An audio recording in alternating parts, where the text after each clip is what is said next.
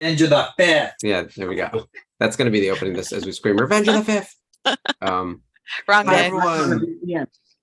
All right, excellent. I see the pop-up. We are live on the YouTubes and on the Facebook. Hi, everyone. Welcome to our May the 4th Spectacular. I'm Mark Von Olen. I am here with Ashley Brienzo. And no, this is not Rebels Revisited. And it is not Monday. It is also not Monday, but the Rebels team has invaded. We're also waiting for our partner in crime over there, Catherine Cook.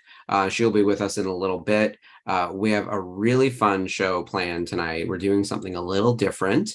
It is a watch along, but on May the 4th, I hear everyone else on the internet is watching Mandalorian or A New Hope or Return of the Jedi. We decided that given the Ahsoka show is a mere months away, and we are all animation stands over here, that it only made sense to watch the finale movie of the Clone Wars, better known as the Siege of Mandalore. It is the final 4 episodes of the Clone Wars season 7, the final 4 episodes of the whole series, and it's an amazing conclusion to the entire arc of that show and all of these characters, and I think some of the best Star Wars of the Disney era. So we're excited to experience it with you guys as a group for the first time, which is going to be really fun. Yeah, the animation is just out of this world in these 4 episodes, and how collectively it ties into Revenge of the Sith and the repercussions for animation and Star Wars from then on. It's also I think the first time that Lucasfilm Animation has used mocap. I think so. Yeah. Excellent mocap work for Darth Maul and Ahsoka. That fight scene is one of the best lightsaber fights in the entire saga. Seriously. Also, and we'll get into this as we get into the specifics of the episode itself. How cool would a Maul Ahsoka team up be? I love them as enemies, but there's a what if in me that makes me think about these 2 cast aside apprentices teaming up, and Maul's a loser. All he does is lose, but Ahsoka is a winner. And the 2 of them together, I think, could do either a lot of good or a lot of harm, but either way, it'd be a lot of fun, right? Yeah, I think so. And a lot of damage can be done on either side. Mm-hmm. And I think, like Ezra, it would be Ahsoka cleaning up most of Maul's messes. So, without a doubt. Yeah. Hello, Catherine. Hi, welcome, Kat. welcome. Thank you. We just did intros, so trust me when I say you didn't really miss anything. We told everyone what we're watching tonight. We're super excited about the Clone Wars Siege of Mandalore. Obviously, Ashley and I are sort of the channel's resident animation geeks, but I know that you have an encyclopedic knowledge of all things Star Wars, including Clone Wars. Do you want to tell everyone what you love most about this particular set of episodes? Well, we call her the resident Cookopedia. The Cookopedia. Oh, that's how I know her too. Before I even knew your real name, I knew the Cookopedia. I really liked how this episode is, the timeline of it, how it's juxtaposed against events that are happening directly with Revenge of the Sith. I thought was really cool because it brings it all the way up against the start of the movie as you can possibly get. And I also like the juxtaposition of, having Maul show up and realize he has the epiphany finally. Okay, this was the master plan all along, and I was not a part of it. With Ahsoka having to be there, and he's kind of, toying around with her because he's trying to find another apprentice out of this. Come on, come with me type thing.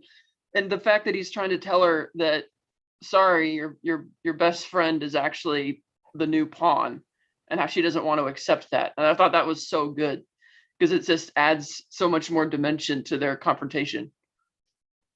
Yeah, that realization is both horrifying, but we as viewers have had it for such a long time. We don't realize that Ahsoka doesn't know. Maul didn't even really know. Everyone's had little breadcrumbs, little pieces of the puzzle, and you see the puzzle come together in that moment, and it's this aha moment of horror. It's kind of a horror movie right there. Mm-hmm. Ashley was actually just saying something very similar about how the events line up as well. And I'm sure for anyone who's a super fan of Star Wars has probably seen the edits all over the internet where they've mixed in this episode with Revenge of the Sith. And you can see the time play. Those are brutal. Super brutal. And especially when you see the table read, not the table read, they're all sort of standing around the hologram, and Ahsoka and Anakin miss each other by 11 seconds. It's such a small amount of time of them talking. And you can overlay all the dialogue and be this goes back to my larger question of like the what ifs, right? If Ahsoka and Maul teamed up for something, how cool would that be? If Ahsoka was there, still part of the Order, when all of this went down, when Anakin and Obi-Wan are called to air quotes rescue the Chancellor, would things have gone differently? There are all these like little things, like what if Dooku, before Anakin kills him, says Palpatine is Sidious? Like that's, he just had that takes a second to say, like that little bit of information, but no one has that info. And he was the only one who had it other than Maul. Yeah, like, I always thought that was weird in the movie too, where you see the look of horror on Dooku's face when he realizes that, oh, I'm expendable here. And he actually pauses to look back at Anakin for a minute and just, it's like he's resigning himself to whatever Anakin wants to do. And I'm like, dude, tell him, it's because I'm sure if, like you mentioned, if it went the other way and Anakin and Obi-Wan had responded to Mandalore, that Maul would have delighted in telling him who he was. Oh yeah, easily. So anything to like stick it to him. He totally would be on board for it. Maul has a lot of, I want to call it a one-way feud, because the other people have ended their feud with him, but he's still going. He's in a one-way feud with Palpatine, still fighting that fight, even though he lost. One-way feud with Obi-Wan, still fighting that fight, even though he lost, right? So absolutely, Maul would sell them all out. He loves to pick fights and then just doesn't know how to finish them. And it happens in this episode, as with these episodes as well. I think actually he's so distracted by everything else that's happening on such a bigger scale that like he does get bested by Ahsoka. And Ahsoka even says it's a good thing Anakin's not here, because he would have wiped the floor with you in half the time. She's still a Padawan at this point, kind of like it's only, a couple years in. She's not the Ahsoka we know from Rebel. She's more than who we met in the Clone Wars movie, but she's not Rebels Ahsoka yet. So she actually shouldn't really be able to take down Maul, but he is so blinded by his rage. He wasn't really trying to kill her though either, because he was trying to. He was toying with her. Yeah, he wanted her to join, but if he was all in on wanting to kill her, I think he probably could have. I agree with that. Yeah, and there's numerous instances too throughout the episode where you think it's going to happen. Technically, in Phantom Menace, he did beat Obi-Wan. It's just that he didn't. He had a blind spot with that lightsaber there, and Obi-Wan used his mind trick or whatever. But so he kind of beat both of them. Then it's kind of a tragic story, because you could imagine how Palpatine just dropped him like a rock after his failure. Yeah. And we got a little hint of that even in Tales of the Jedi when Dooku scolded Palpatine for letting Maul kill Qui-Gon, and Palpatine just puts him in his place like immediately. He's not going to hear any of this. Like, my plan. This is what we're doing. Don't tell me otherwise. And so, I mean, that would be neat if they were ever able to go back and just show Maul's initial reaction to realizing that he's out, like after losing that duel, and how heartbreaking that would be. It's kind of like I think if you sat him down, he would logically know that it's not Obi-Wan's fault. It's just that he's scapegoating him, because the person he's been really mad at is Palpatine. And so that's kind of, which is why I absolutely loved it when they have that brief reconciliation at the end of Rebels, when he says he will avenge us. I'm like, oh, that's so good.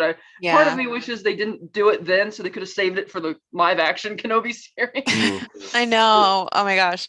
But I understand like why they held it off till then. And these 4 episodes are comparable to like one of the biggest cinematic, just hold on, wait a minute, that I have in my life. And that's the Baz Luhrmann Romeo and Juliet, where it's like, you just miss the messenger by seconds and everything goes to crap. And it's like the time frames in these 4 episodes compared to Revenge of the Sith and the future of Star Wars, it's just, it's heartbreaking.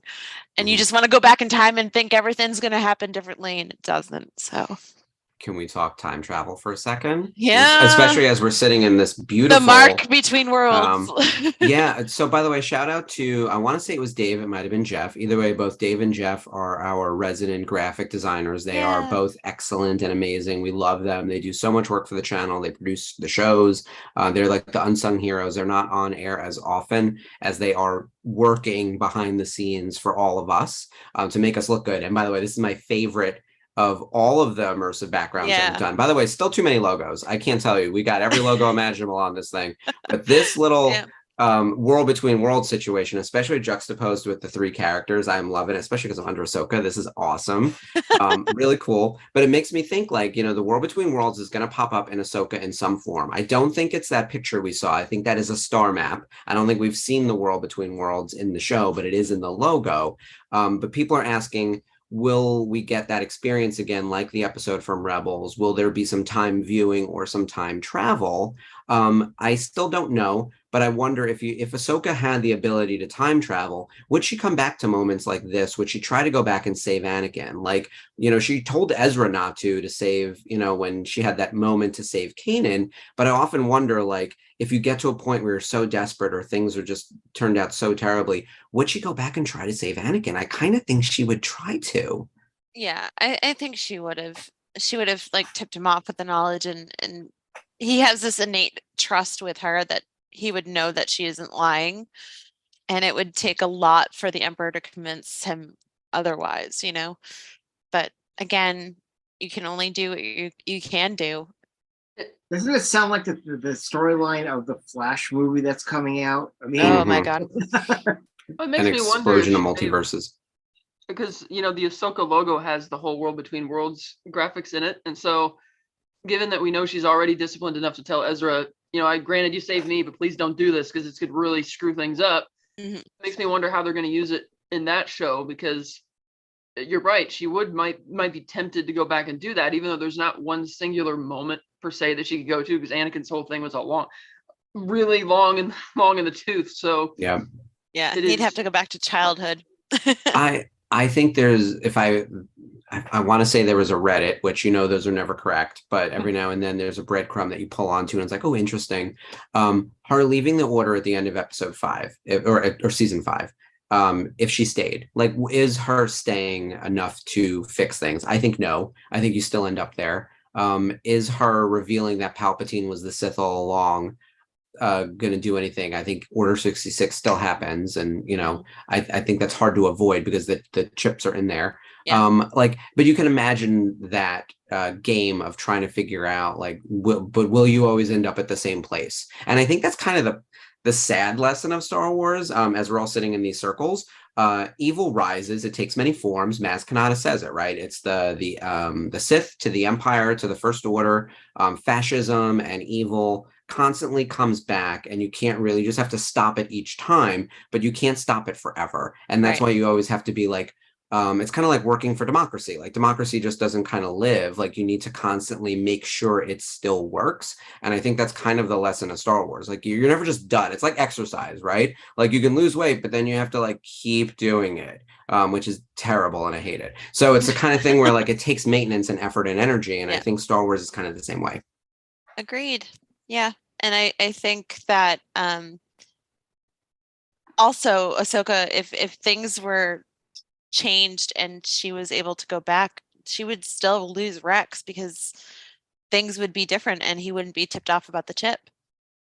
And who knows, he might have killed her. So Yeah, we're gonna see that. So the Ahsoka novel and these episodes have slight variations, but I don't think anything egregious that necessarily will say contradicts in a way that like messes up the plot or anything.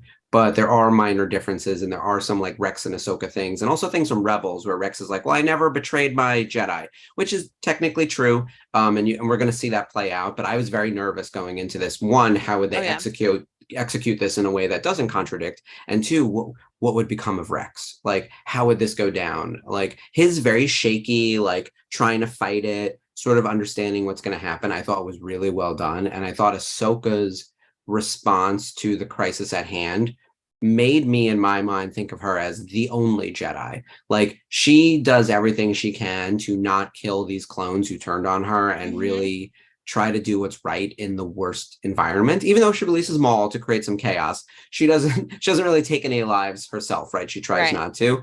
Whereas in Revenge of the Sith, Obi-Wan and everyone else, they're just slicing up clones like, they're, background fodder. So I think she really tries to stick to her principles, even in those like very dire, very bleak moments toward the end, which I respect tremendously. agreed. Yeah, it's the level of care that Ahsoka demonstrates and ensuring that no matter what, they're not responsible for their actions. So she, takes mercy on them. Mhm. But the fact that the rest of them don't is symbolic of what's going on in Bad Batch. Like, Yeah. nobody cares. They're Yeah. just expendable. They're cannon fodder. And They're not citizens. They don't have voting rights. They don't have any rights. They're not really Yeah. seen as people. They're just like the way we would grow food, Yeah. That goes all the way back to season 1 in the 9th episode when you had the traitor, or not the 9th episode, but the 16th episode, I believe. The traitor in the ranks, and they can't fathom it. And he tells them just like it is. Like, we have no rights. We're not citizens. We're just fighting a war that we don't even know what it's about. And Yeah. who's to say they're not going to continue this when it's over? Yeah. And so that was really good. And you have a level of sympathy for them at that moment too. And it's like, oh Mhm. man, that's the same thing that happened post Vietnam, and World War II and World War One. It's just people aren't prepared to deal with the repercussions of war. No, everyone wants it to be glorious purpose, right? Yep. I think what the Clone Wars does so well, other than recontextualize the prequels, which I think we talk about a lot, like somehow it elevates movies 1, 2, and 3.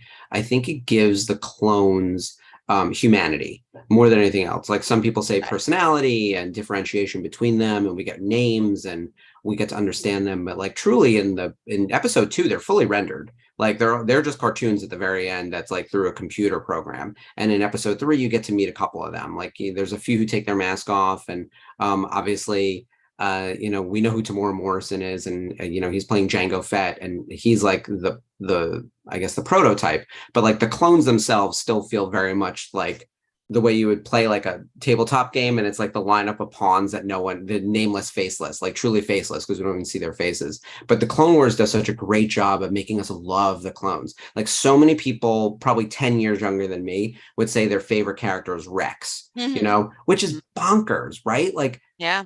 And these episodes, I think, do a great job giving him that send-off, and the rest of the clones. I think the final moments, I think that the fact that it ends with Ashley and Dee and the clones, and those final moments of the burying of everything, like it just felt so fitting and so like respectful and proper, like the right way to do this. Like I felt like it really landed, which season finales are hard, series finales are even harder. I think this one really stuck the landing. Oh yeah, completely. It was worth the wait. Yeah, and I was screaming for Siege of Mandalore for years. As a licensee, I think I was saying this on Monday, like I every now and then make unsolicited pitches to my licensing people, which they love.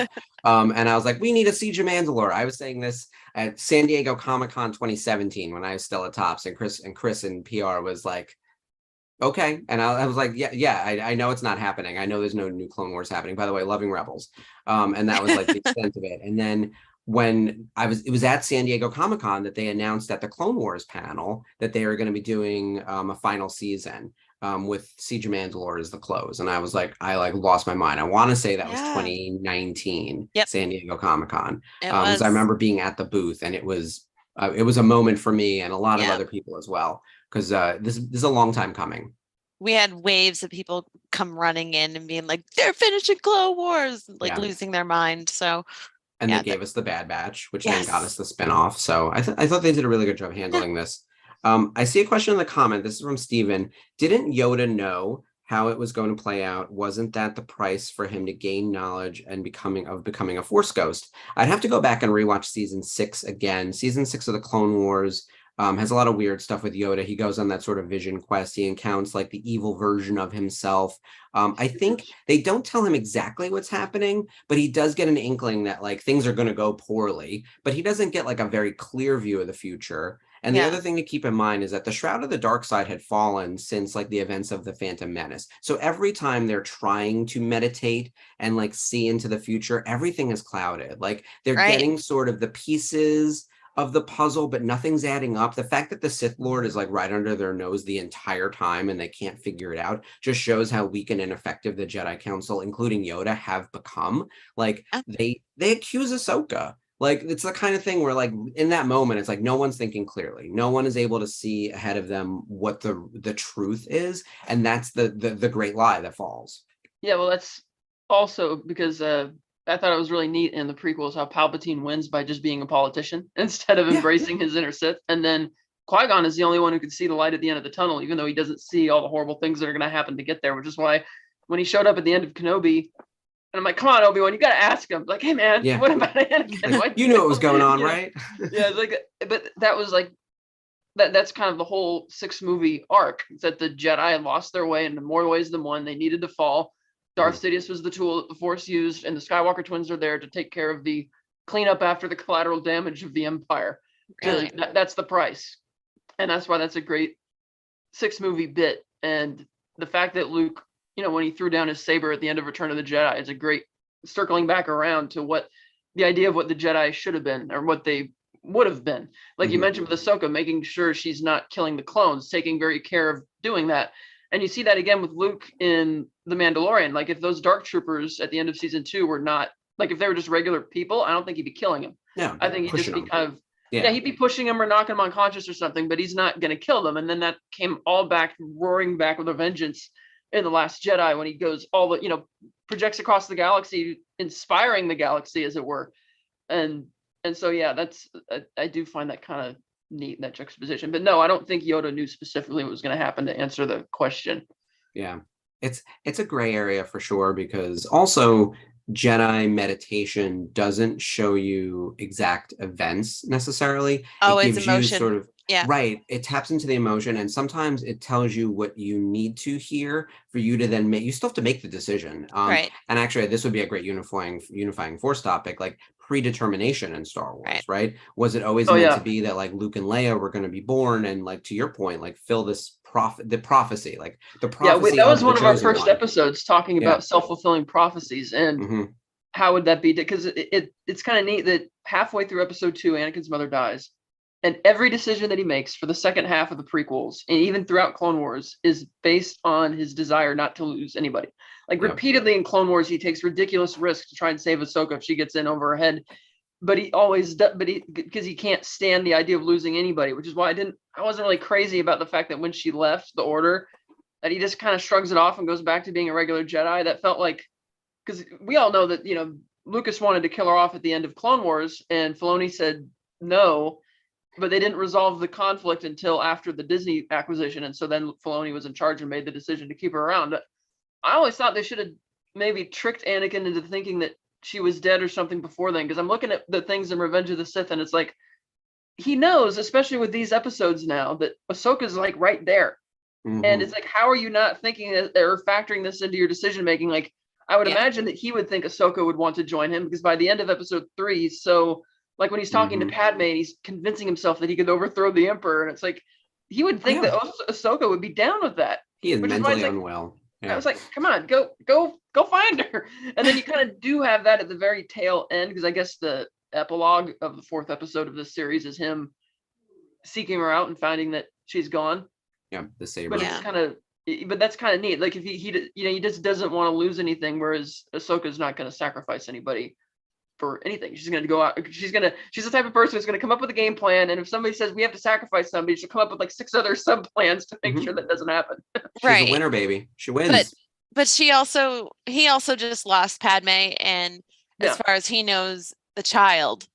So, and just the one. Yeah. So he does. Where are the OBGYNs in the Star Wars guy? That'll be a separate topic for our women. Bots. I'm just saying they're bots. Which goes to show you how that healthcare system works, but that's beside the point. But also I think that's why he's ultimately, after all that happens, he does seek out Ahsoka, and when he finds that all those bodies and that she's gone and the lightsabers in the snow, it's kind of like, okay, I have no one left to mourn. It's time to fully embrace the dark side. Do I think that he would have gone committed fully to the dark side if she were still alive and he knew she was still alive at that point? Probably. Yeah, because like that scene on Mustafar before Padme shows up, he's crying because he knows he's done all these terrible things. Yeah. And he can't, he's like, I'm too far over. I can't come back from it. Yeah. That was kind of Dooku in the Tales of the Jedi episode. Yeah. Like he's like, well, I'm already here. It felt very that. It was like, there is no coming back from this. It was that and get arrested by Yaddle. That doesn't sound great. But then it's like, well, I guess I can live free as the villain, or I can go to prison as, you know what I mean? Like those are not great options. Dooku still believed in the validity of his own political vision. He thought, because That's he was true. correct Yeah. that the Republic was broken. He like he told Obi-Wan that the entire Senate is under the influence of a Sith Lord. Yeah. And I think that Dooku, per the ways of the Sith, was probably planning to betray Palpatine at some point, kind of like the two usually goes. Yeah. And I think he genuinely believed that all the horrible things he did in the Clone Wars was going to be for the greater good when it was all said and done, which is what I like about his character. He's multifaceted. He's not just Darth Sidious, who's just really evil and conniving. He's like Dooku he's has evil. Dooku right. is complicated, and I love that Christopher Lloyd was like, Dooku was right. This is like 50 years later, by the way, and I was like, this is amazing. This is so ridiculous, but also like we talk about old-timey politicians all the time. Like Che Guevara gets brought up constantly, right? Yeah. Like people go back to what George Washington thought about our first president, right? Like this Abraham is not Lincoln, uncommon. Abraham Lincoln. That's 150 years ago. So we're talking about someone 50 years prior, someone whose ideologies you fully align to and have now like sort of decided this is your North Star. So I love that. I thought that was such a cool moment because that's exactly what would happen. There would be these like big figureheads, across, and it's like, no, that guy was right. And that's who I'm following. Like the Separatists, there were good people on both sides. That's actually a major arc within Clone Wars when we meet a lot of the Separatists, not the least of which are the Bontaris. Like they're some of my favorites. So by the way, as we're doing this end to the Clone Wars, if anyone wants to do any specific Clone Wars watch-alongs, we're going to be doing a big thing for the Ahsoka lead up starting in June and July across the VCN, and we're going to watch Ahsoka heavy episodes from the Clone Wars, and of course on Rebels Revisited. We're going to do all of that, but if there are specific episodes you want to watch along with, let us know and we can add it into the slate. We're still finalizing over here. We have room for requests. We're here to take requests, so let us know. We are your Star Wars DJs. We'll make it happen. With that, we are at 10 o'clock and we have 4 episodes to watch, you guys. So we are going to get started. So cue up your Disney Plus machine. We are in the Clone Wars, the final season, season 7, starting with episode 9, Old Friends Not Forgotten. We'll give everyone a second to catch up, and then Kat, do you want to do the countdown? Sure. Starting now? Yeah, go for it. All right. 5, 4, 3, 2, 1, go. And don't skip the recap or intro. Just let it play.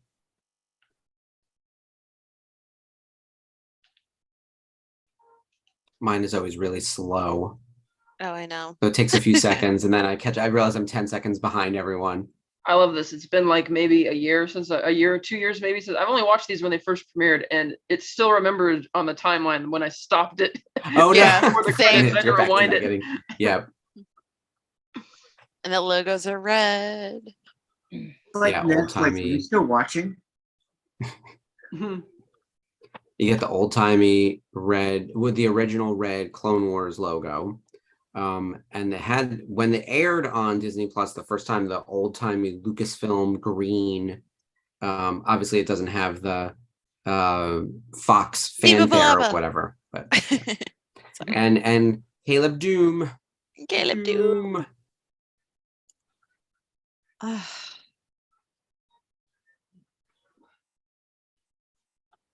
we also put over the fact that they gave us finally an image of the Legacy Saber for Ezra? Wait, did that happen today? Yeah, I saved it on my phone. I'll show you. I was going to say, as we're watching this episode, I was curious to see how everyone spent their May the 4th and, what they're buying and what new products were announced, because I feel like I'm behind on all the news. I actually had like a legit work day today, and I've been head down on like what we're doing at the new Onovo, because our sale was running as well. It's still running, by the way. It runs till tomorrow. I think most licensees have a sale happening through tomorrow. You're not actually, as a licensee, able to do anything for Revenge of the 5th officially. So most people have their stuff ending at like 11:59 p.m. tonight. But yeah. So they released Cal Kestis full saber today. Yep, I heard about that. $400. Announced Yoda, and they announced Ezra, but it's not the gun version. It's just the I know. Here's the thing, if I'm not getting the blaster saber version, I'm not interested because like his lightsaber is fine, but they all look like that. Like the blaster would be the thing that's differentiated, and I like the And they, blue better than the green. and they released only in Florida the Wayfinder. Oh, his holocron? Well, the Wayfinder No, from Rise of Right. Skywalker. Oh, okay. Which by the way, Oh, that's just a holocron, right, Yes. Matt? Like, am I Yeah. crazy? So is Yeah. it like the same size as it should be? Unlike the other big ones at Doc Gondars that I've seen. Like you can fit it in your hand. I kind of like the smaller ones. Okay, that's the lightsaber. Yeah. Yeah, that's Ezra's, but I The can't find the Wayfinder. Yeah, I actually holocron. do want to get myself like a Sith holocron. I think that would be a really cute like little prop to have. I am running out of space for that kind of stuff, and I'm really we're hitting a point where like I actually did just pick up something legitimately useful though. I finally picked up, and I thought I had this Yay! book, the Women of Star Wars book. I thought you that did too, but you know what it yeah. is? I have so many books, and then they end up on a shelf, and you know, books if you don't read them just turn into collectibles. And I have plenty of collectibles that are in print Yeah. like this. I thought I had this book already, and we're going to need it obviously for our upcoming show as some reference. So I was like, well, let me support female authors. And Amy Radcliffe is amazing, and all the Yeah. artists in here did incredible work. So this will be our Bible as we get started on the Women of Yes. Star Wars show. This is very Luke Skywalker in The Last Jedi. Yeah, him out by himself. Yeah. Him out by Those himself. Sorry, I'm snacking over sneaky here. Skywalkers. I got my little cinnamon, what are these? Frosted mini wheats. Oh, nice. Good late night snacks. Yeah. Yeah. Also, this is kind of a war crime, but I'll allow it. You know, R2, Spider R2. faking a surrender and then not surrendering, like Geneva Convention and all. But you know, Well, not my place. the Japanese were experts at that in World War II. Oh yeah. So I think this is a cool way to start. I like that we're just on some random conflict. You know, it's sort of like, hey, this is what's been going on. This is war. We're constantly at war. Oh my God, we're warring. And it's the same kind of stuff. And it's like, here's Anakin. Let's talk about in our backyard that we're going to have live action Anakin and Ahsoka with the animated versions in Boston this summer. That's very cool. So this is Fan Expo, right? Yep. Yeah. Yep. So on the topic of outside of Celebration, what are we doing as a VCN? There are so many things. Aside from the fact that we have this awesome Facebook group and all these programs for you to watch, you can also meet some of us in real life and we can all meet up together. How fun is that? Fan Expo is going to be one of the next ones coming up, and that's in August. Ashley is going to be tabling there as an artist, which is very exciting. Very excited. I'm going to try to get my ass up there. Like it is in the works at the moment. You can sleep on my couch. It's totally fine. I might have to in order to make this trip work because I have a lot of travel this year, and some of it has been a little unexpected. But San Diego Comic-Con is actually the next physical event that's happening where I feel like there's going to be a good number of us Star Wars geeks. So there will be an announcement coming to the page probably in the next like 2 weeks about an event, meetup, some kind, because I'll definitely be going as a licensee. I'll be working, which means I won't be able to like enjoy the con with people like during hours necessarily, but we should plan a meetup. So anyone West Coast or anyone going to San Diego Comic-Con, more info coming. And then we'll meet up at Fan Expo, where I know there are going to be some great Star Wars guests. And then Rhode Island Comic-Con is in November. I'm sure more things will happen between now and then. Rhode Island seems to be the crown jewel event outside of like Boonta Eve at Celebration, just from the scale of meetups that we've had. They've been amazing for the past 2 years. So yeah, it's been awesome. So this is the first time we see Anakin and Obi-Wan after a while, and you notice Obi-Wan's got a little grayer in the temples. Mm-hmm. They're trying to get us to that Alec McGinnis look. They're like, push it. Meanwhile, how great was this in the trailer for the season? They showed this part of Ahsoka turning around and saying, "Hello, Master." Oh yeah, people lost their minds. That was at Celebration 2019, and I had photos for this. And at the table, people like lost their minds. And we had Katie and Ashley there, and I remember Katie. I think we had that photo for her too. And there's your Lauren, played by Tom Kane. And it's interesting to note that the Mandalorians gave Ahsoka Satine's armor. So she's wearing Satine's tunic and belt armor I did not know that. How did I and not had know been. that? Yeah, That's amazing. it's in the preliminary designs for this look. That's cool. Yeah, I just found that out, and I'm like, oh, Yeah, that's damn another it, one. Bo-Katan, what are you doing? There are these little things where, like, I was telling Jason, like the glitter that happened today at Carrie Fisher's. I know, I was like, tears. I was like, the glitter brings tears. Like, glitter can make you cry. My girl.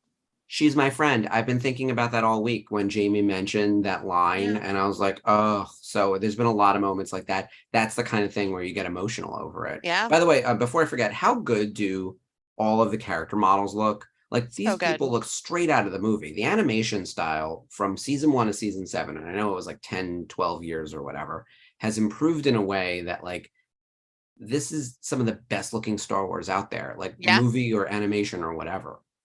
I love how cool Ahsoka is when she sees Anakin. Like, obviously, R2 is really happy to see her, and Mhm. you can see him practically running over there.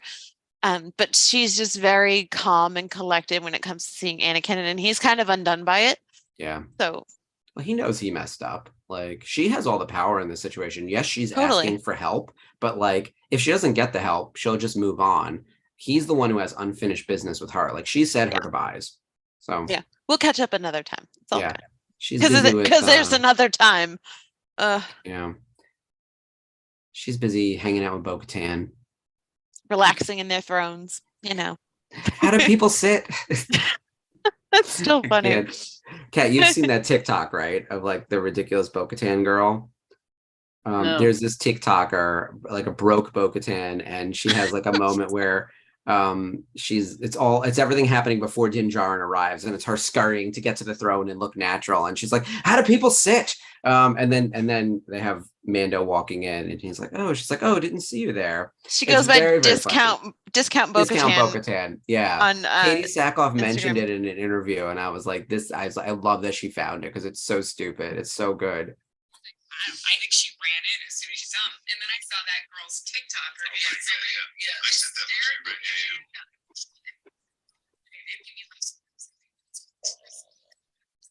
It's so good. Oh, did we lose our? Uh-oh. We lost Spencer. Oh no. He'll probably pop back in. Yeah.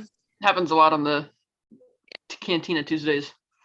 Are we still on the Facebook you're- show and everything? Yeah, we're still live on YouTube. Yeah, we're still live. Yeah. Okay. Hi everyone. We just lost our immersive. I think none of us have anything like nefarious happening in our backgrounds. We're all wearing clothes, so things are going well. Yeah. Hiding Uruk-hai Watch shirt. along still happening. Yes. Yeah. Here we go. The episode is tremendous. I mean, I know we're not really talking, like, we're not doing a play-by-play. And we're assuming that most of you guys have seen this episode. This is cool to see Katie though before we get to Mandalorian live action, and this is pre-Rebels, so Yeah. she's still in it, like, I would say, like a desperate kind of place trying to free Mandalore. Like, Maul is there. The planet's under siege, hence the title of these like 4 episodes, Siege of Mandalore. She needs help, and She's like fueled she by has a vengeance, relationship too. with. Yeah. She sure is, just like Darth Maul. And she's trying to get Obi-Wan, and Obi-Wan makes the most sense, right? Like, Obi-Wan has worked with her before. That whole thing where Obi-Wan's got his arms crossed and he goes, "I can't allow my feelings to cloud my judgment," and Mhm. Anakin's like, Yeah. side eye about it. Girl. Yeah.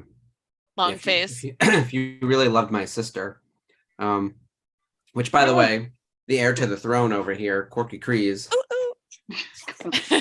Yep. That was such an interesting juxtaposition between Obi-Wan and Anakin back in season 2 when we first met Satine, and when he's finding out about the history between her and Obi-Wan.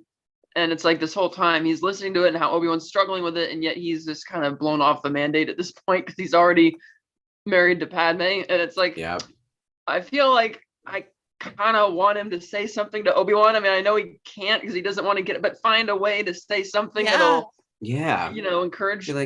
Encourage this in a good way, Yeah. because it's not healthy to have zero attachments. Like, you can't be that cold and illogical. Yeah. And I realize that people might be concerned that you would risk others to save your spouse or something, but like, that's just the human experience right there. And the Jedi are trying to strip that from you. And their whole dogma is just too it's too like celibate priest kind of thing. Like Well, pastors are allowed to get married in most religions. Certainly Yeah. rabbis are. Like I think it's it's a bad also the thing. fact that the Jedi indoctrinate kids when they're still little toddlers, like 4 years old. They Mhm. before they've really got to understand the world that they're in, and they're kind of like programmed that way in a similar fashion to Finn and all the Oh First yeah, Order First Order. stormtroopers. And The parallels are right there.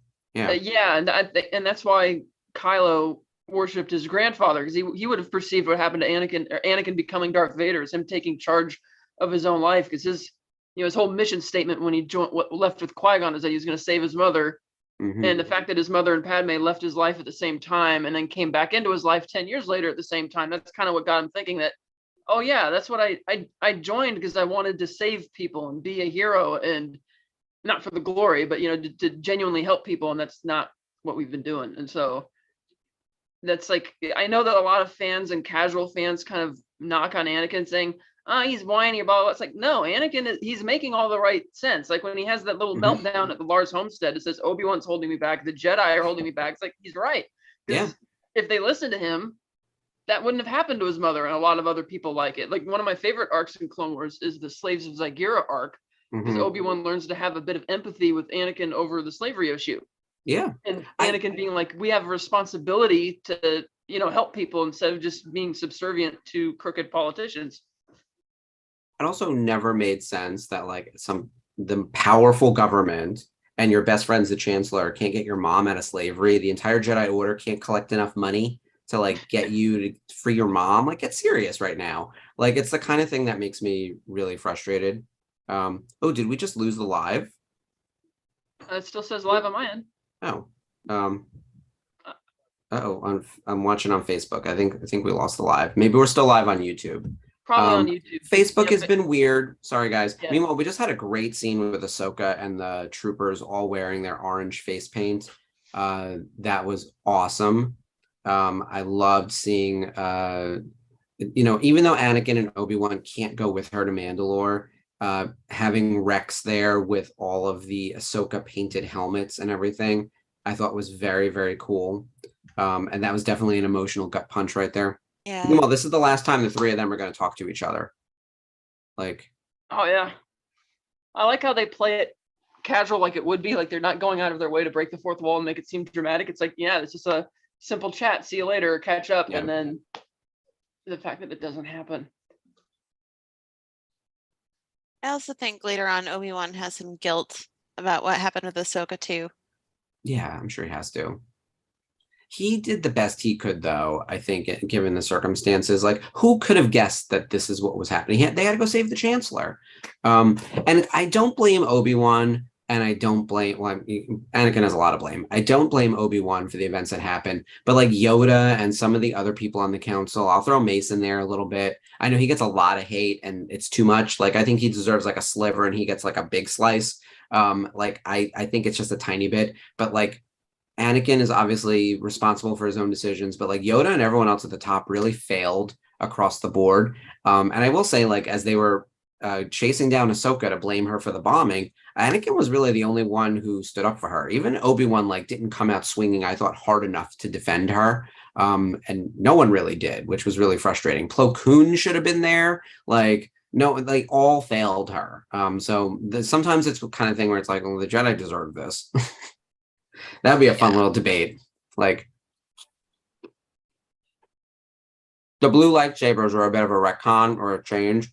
I think they're green in the book, but I think based on the timeline, it's not 100% because we know she abandons this blue lightsaber at the end of these episodes, so they could get back to green, but minor. And I'm not going to get involved in all the nitpicky stuff because I think that's like a waste of how we spend our time. I'd rather talk about the thematics of the episode and, how this resonates with us. Yeah, there's not any consistency between the publishing department and the film department. Yeah, it's definitely, there are moments that are really far off, and then other times it's like super integrated. Like, for whatever reason, the Ahsoka novel seems to be getting retconned more than anything, possibly because now Dave is now back in charge of Ahsoka and is like, I'm going to do whatever I want, and I don't care what happened in that book. Yeah. Yeah. I didn't like that book as much as I thought of. So kind of like the latest retcon is in the new Star Wars Timelines book, where apparently Ahch-To is not the first Jedi Temple anymore. What?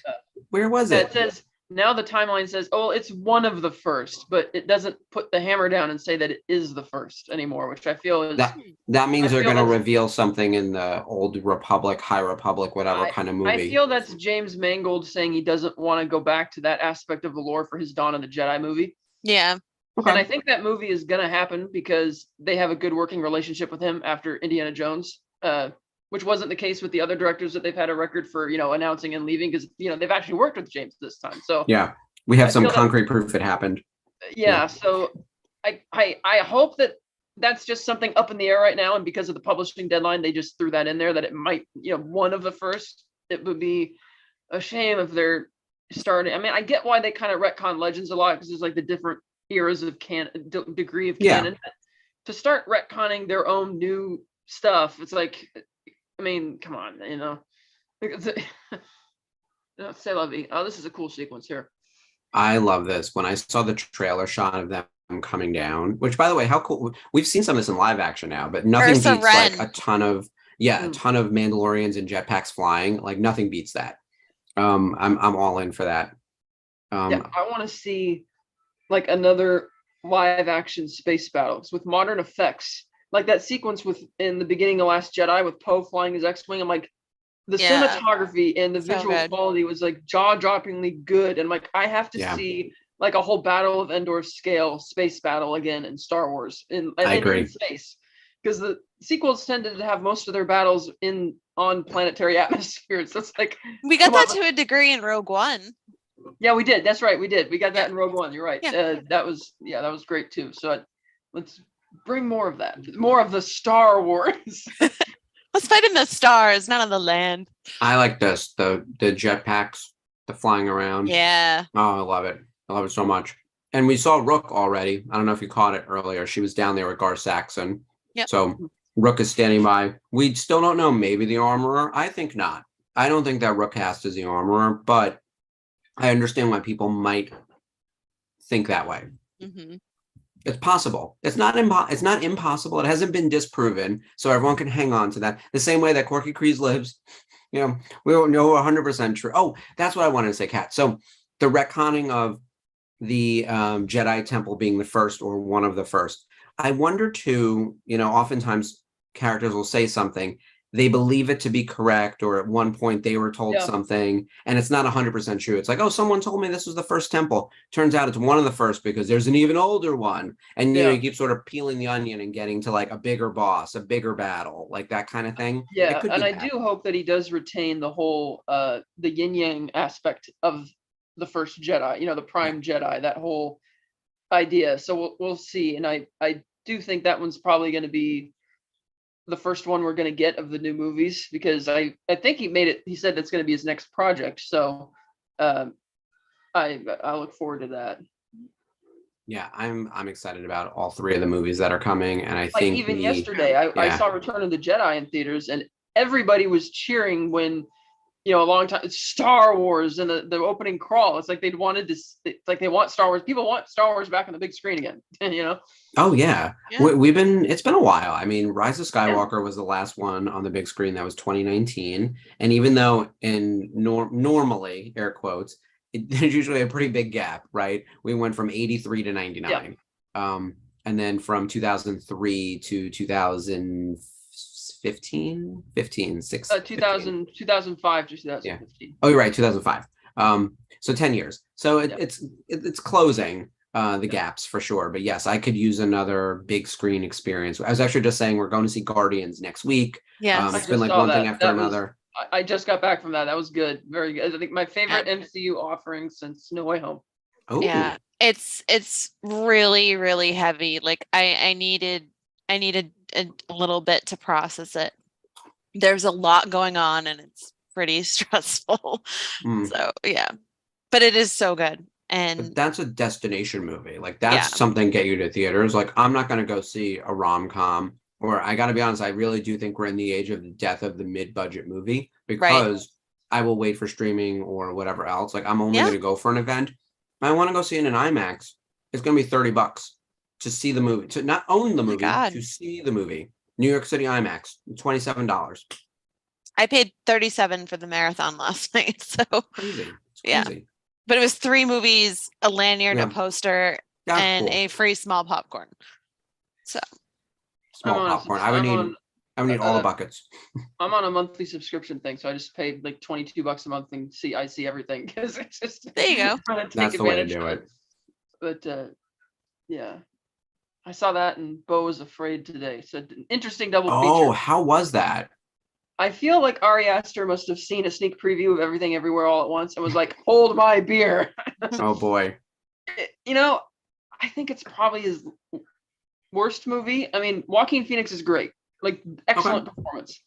Really funny in the first hour, a little funny after that. I just feel that it's almost like it's constructed in vignettes. It's very weird. I'm very happy that something that original and crazy exists, but at 3 hours, it was very self-indulgent. 3 and hours. I can't do that. Oh, Look, I no. love Midsommar, and I saw it in the theater, and I thought it was long. But at home, in the director's cut for 2.5 hours, I was good. But like, Yeah. and Ari Aster is a lot. But Like, it's not just you so know. much it was long. It just the pacing was really slow, and it just wasn't grabbing me as much as I wanted. Yeah. But I'm happy that people can still get money to make things that are that out there. Because one of the things that came out of CinemaCon last week is that the theater owners were actually pleading with the studios that please make more stuff that you can turn into franchises, because franchises is what keeps people coming back and making money. So like instead of like with Warner Brothers wanting to do this whole Harry Potter series, it's like, no, find something else that could catch fire so that you can have something new to bring people in, like new to franchise and that kind of thing. So Yeah.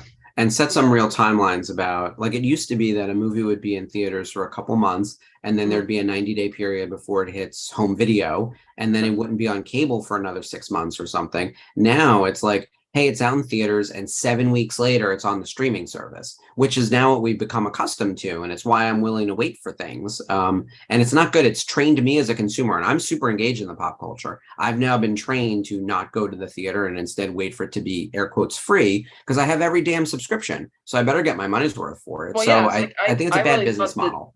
yeah, I really thought that Warner Brothers shot themselves in the foot last year when they said that, oh, the Batman's going to be on our service 45 days after release. Like, I was like, I'll wait. Yeah, you have the 3-hour runtime working against you too, but it's like, how many casual people are going to go if they're going to it's going to be available for no extra cost within 40 days? Yeah, agreed. And this is where I think we do need a Star Wars movie, and we need one pretty badly. And so I which one do we think is going to be first? Is it going to be the High Republic? I think it's going to be Dawn of the Jedi, because again, he's finished with Indiana Jones, and because it's going to premiere in a couple weeks. And I know him, I follow him online, and he's not one to troll his fans. So I don't think that if he's going to come out on stage and announce everything like that, coupled with the fact that he does have a confirmed set in stone relationship with them, I think that's probably going to be happening next. I mean, I know they brought Daisy Ridley out, but that was like an announcement that we're going to do something with her. I don't think because they didn't really seems announce third on my list anyway, just because we also need to give it a little breathing room from the new trilogy. It kind of makes sense, given that Dave is working every day and there's constantly TV going, that he would be in either the first movie or the second movie, though I think they'd be smart to go with something brand new, like the Old Republic stuff, or I keep saying Old Republic, High Republic, whatever, the Dawn of the Jedi. Like, that probably makes the most sense as the next one.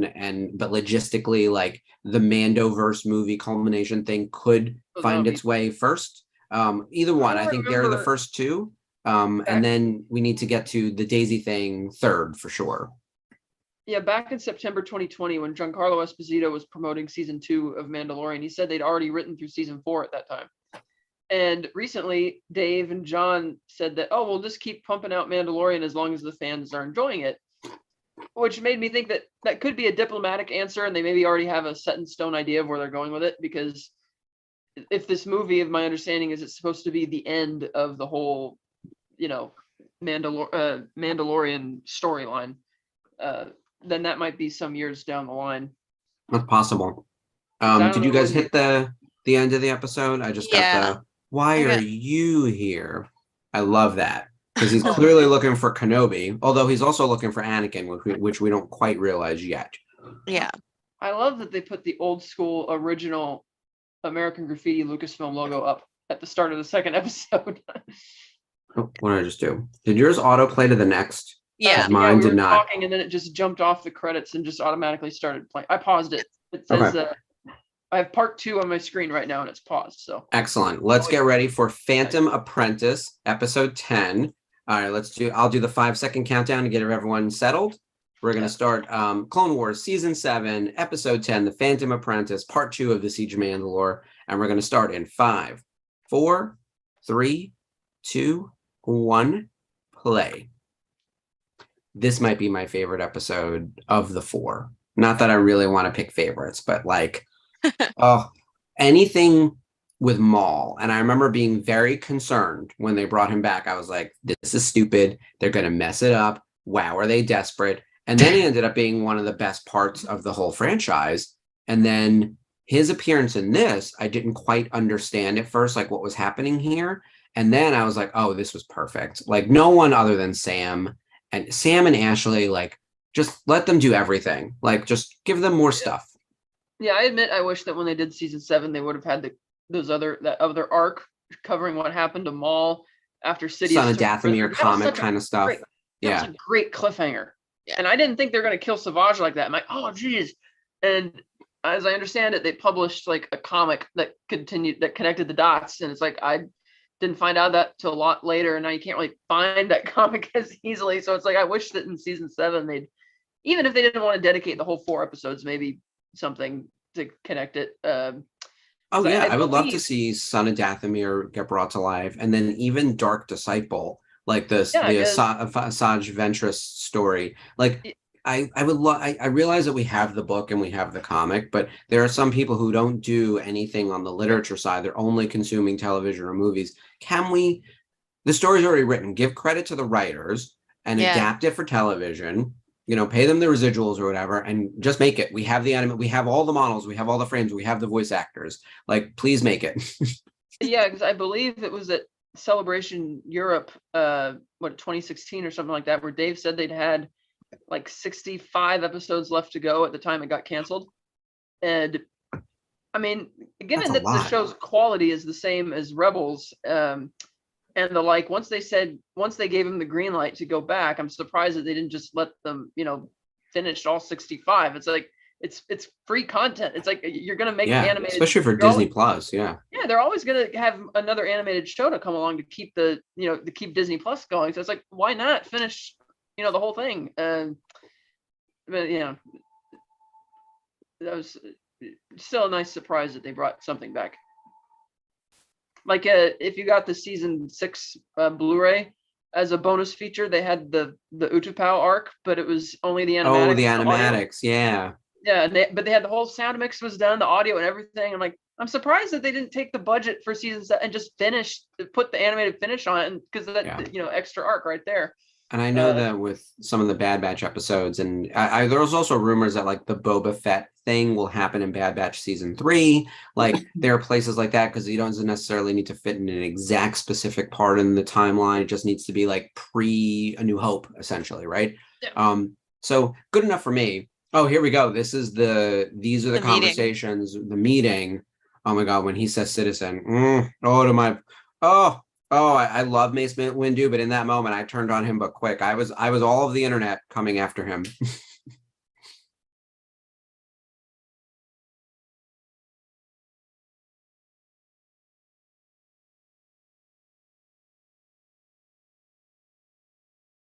Oh boy.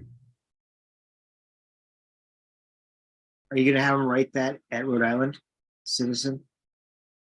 I'm probably right. I mean, that has to be the thing that people would ask him for the most if he's signing as Mace Windu, I would think. I could think of something else they might want him to sign. If it's Sam Jackson. The citizen. Yeah.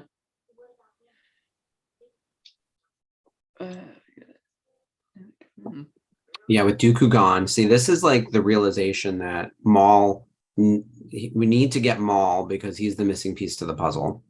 And without him, we're never going to figure out who this guy is. Meanwhile, it happens like minutes later. That's what's all this happens in the span of like however many hours. I was really surprised in Tales of the Jedi when they revealed that Dooku was already Darth Tyrannus during the events of Phantom Menace. I thought that it came afterwards, specifically because Maul was killed, or at the time killed.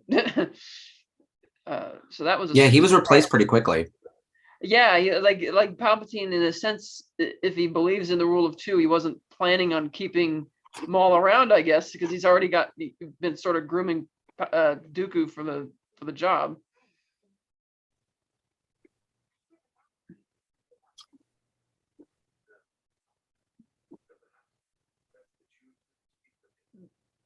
Like too little, too late with the Jedi Council. Yeah. Also, like, how is no one piecing this together? I realize that we know things as viewers, but just the stuff that's said out loud is so stupid. I wonder who this mystery villain could be.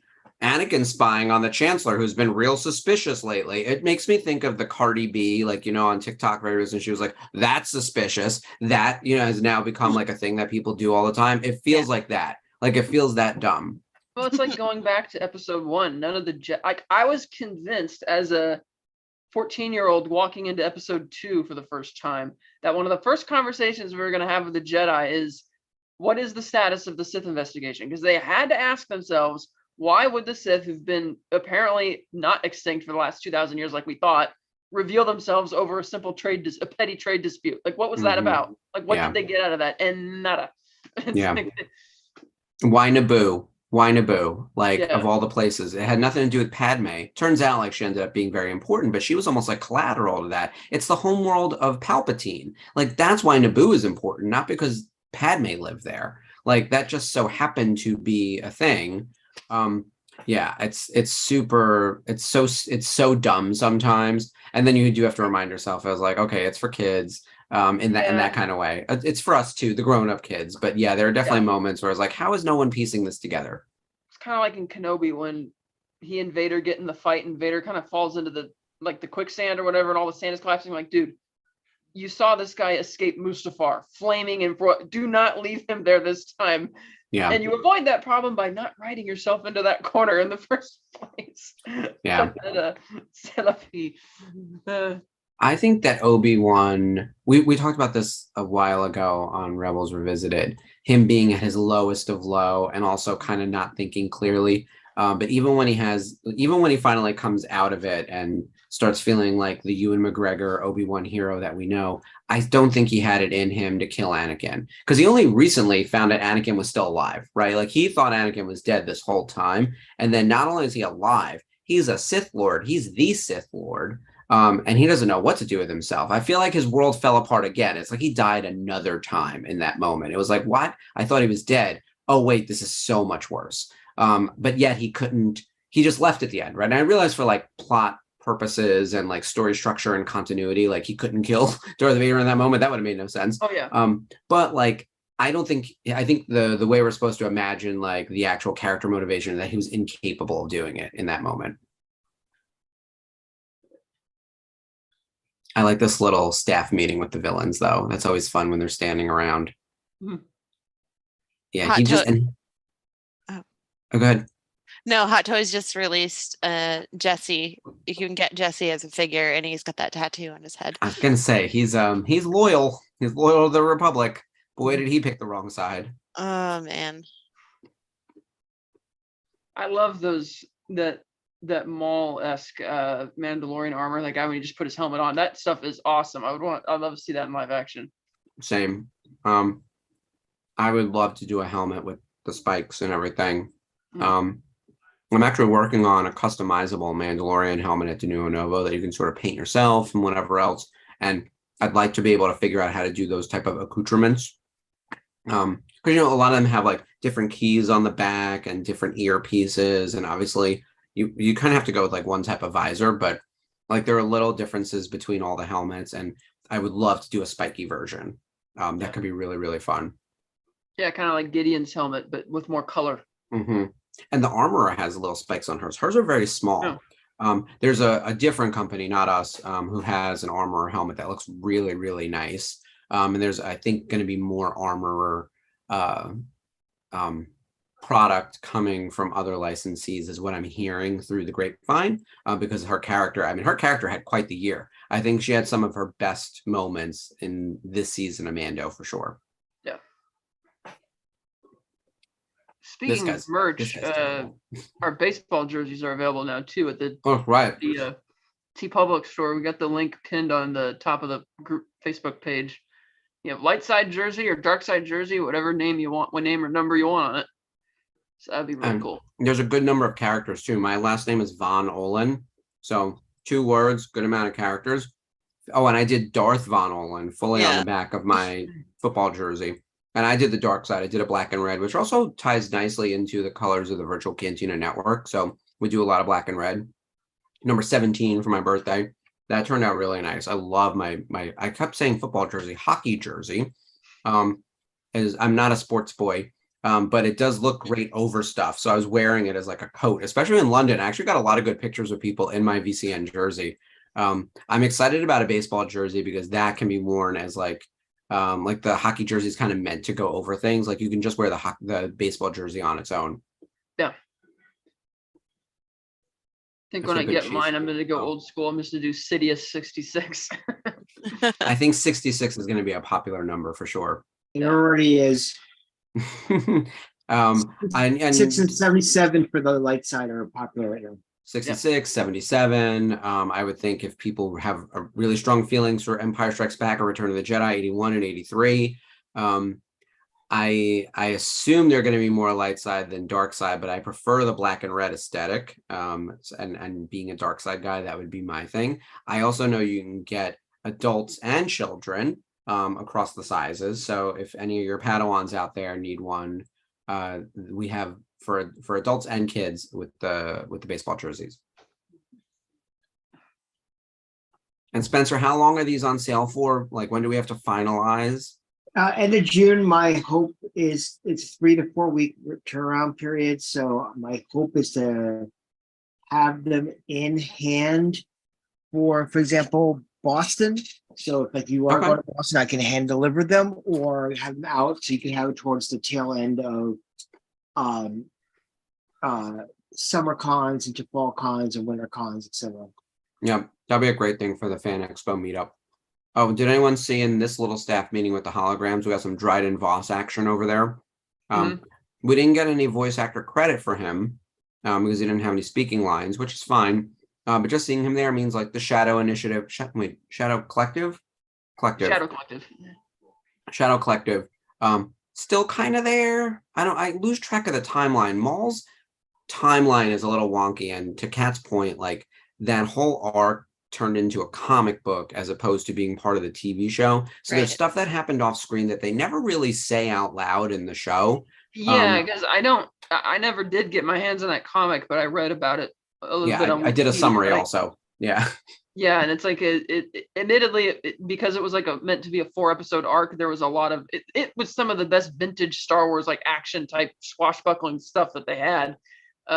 But somehow it ends with him reassembling the Shadow Collective or returning to them or whatnot. So it is a little like even on screen they could have had maybe a passing reference to, oh, you're back, you're not in the clutches of Darth Sidious anymore. Yeah. We have Rook cast here, voiced by Vanessa Marshall. Vanessa Marshall's doing Rook cast? How did I miss that? Yep. Oh my God. I must have seen it in the credits and then forgot because it doesn't sound like her at all. Like she's doing a different voice. By the way, we love Vanessa Marshall at this channel. As you guys know, she is Space Mom. She's got some really interesting projects in the hopper at the moment. So everyone follow her on Instagram. She's got some charity gigs coming up. She's got some con appearances. And I should mention for all the Rebel super fans, Nashville is going to be the place to be in about 3 weeks. And our very own Dave, and I want to say Skip. I'm trying to remember who else is going. There's a bunch of people going to Nashville for ICCC because the entire Rebels crew, the entire Ghost crew is going to be there. So Freddie, Taylor, Vanessa, Tia, and Steve. I love how Maul just sits there laying back on the throne with his leg over the edge and just puts his fingers around to throw the blasters off like a boss.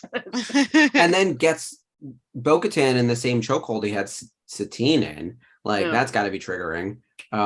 Especially because, like, she was there when it happened, and it's, like, partially her fault. I don't want to say mostly, but like she teamed with him for a long time. So Girls Got Baggage, and I know we've resolved it in Mando season 3, and we want to say like all sins are forgiven. She never really did quite apologize for being a terrorist. And maybe not a lot of people know about that because everyone around her's dead. Like Satine, like Obi-Wan, you know. Yeah, because in season 3 of Mandalorian, when Din Djarin finds her alone, and she just kind of brushes it off, and thinking, I'm betting something came back to haunt you or something, but no, it didn't. But I was thinking, because there's, like you said, there's that baggage there. Mm-hmm. Meanwhile, this is one of the best scenes, probably in all Star Wars. Like this duel is so mental as well as physical. Like obviously the mocap really brings it to life in a big way, but everything happening outside, like they the released the chaos. Funkos for the scene today. They did. Yes, the GameStop exclusive of Maul and Ahsoka from this. And you can awesome. also get the sideshow diorama of it. It's really, really cool. Let me find it. It's definitely a moment.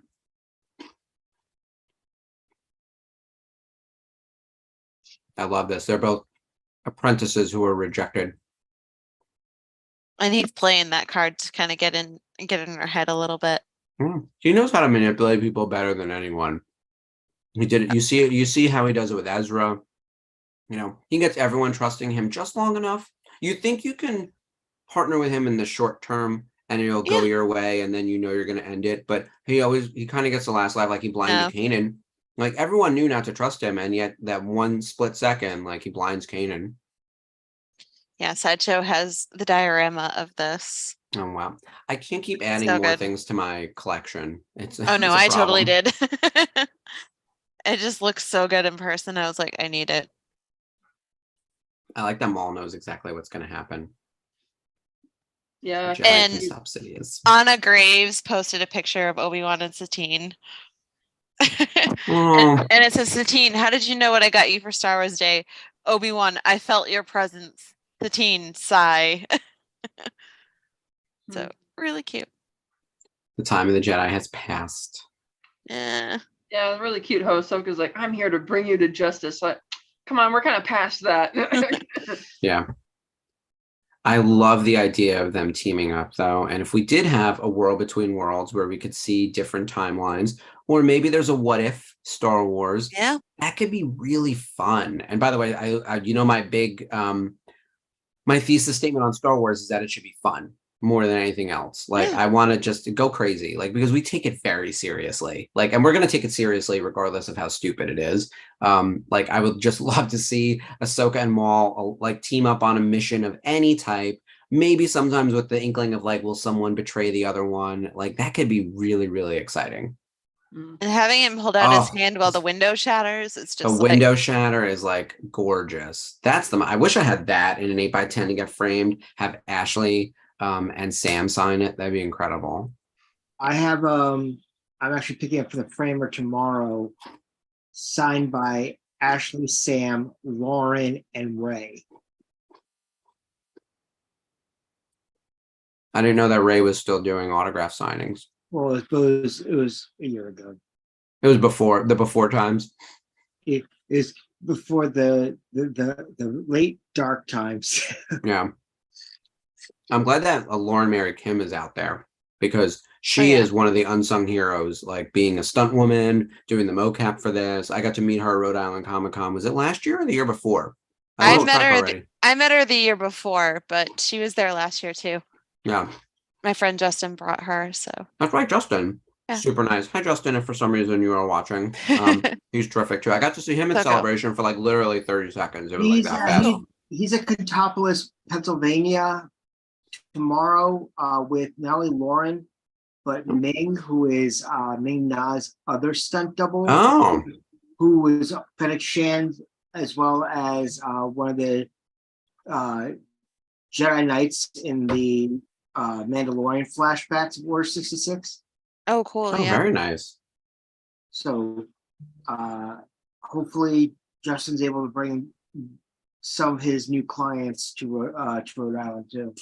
We should talk a little bit. Well, after the scene, we'll talk a little bit about Rhode Island because I can't, like, there are times when I can't even like form a thought or a sentence as I'm watching the action, and the Ahsoka Maul stuff is what does it for me. Like this is, yeah, I could watch this all day. Like, but even, and I know there's chaos happening outside and they cut to it every now and then. I would love an uninterrupted, just this. Yeah, it's kind of like in episode 1, right when the Duel of the Fates starts, they cut away to something else, and that's a trope in all sorts of movies. Like you build it up, you start, then we got to cut to other things. Like, yeah, not a fan. You have many qualities that you may dislike. This is stupid. In Rebels, when he refers to her as Lady Tano, it's just so disrespectful. Oh, I love it. He's such a jerk. And now we have this added, like, because they never really fight in Clone Wars. Like, they don't cross paths. It's always Obi-Wan and Maul. Oh my God, I love him crashing through the window. It's so dumb, especially because the lightsaber slice. Like, I love it. But like they don't have baggage, the two of them. Like Ahsoka and Darth Maul, they're not exactly a rivalry for the ages, but you wouldn't know it going into this. Like the way this takes place, this feels epic. And I think if you said on paper, like, oh, for our final season, our final episodes of Clone Wars, Ahsoka's going to fight Darth Maul, people would be like, what are you talking about? The way it happens, like the way they bring it together, the stakes, the fact that Darth Maul is the one sort of narrating what's happening across the galaxy and piecing together everything as it happens while most people don't know what's going on, and the intensity of this fight on the backdrop of like everything happening on Mandalore, it's so spectacular. Like I can't say enough good things about Dave and the entire creative team who put it together. It's brilliant. Yeah. And he just abandons his soldiers, so he's always in it just for him. Yeah. That's the one thing about Maul. Nobody Kind of like learns. Hondo, he will abandon ship and get out of there. No, Hondo, that's a character I'd love to see come to live action on some series.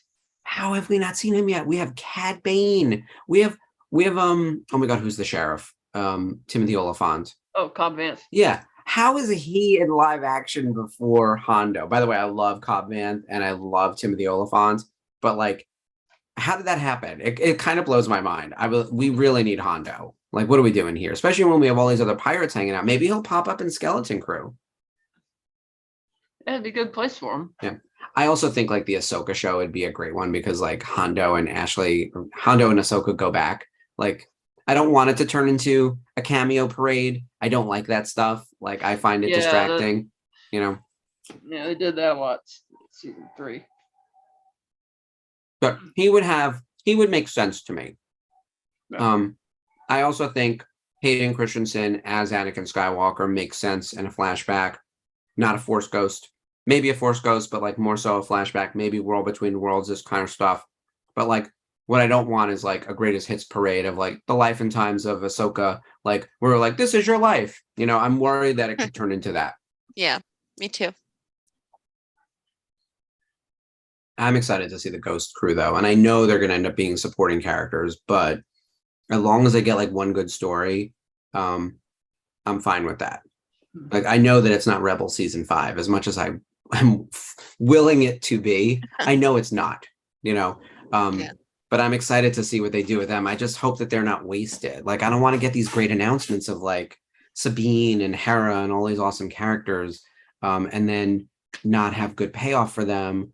Or, I do think we're only going to see Ezra at the very end of the series. I think he's barely going to be in it. I think that's okay. And if there's a second series, or if there's this Mando team up movie at the end and Ezra's in it, that's cool too.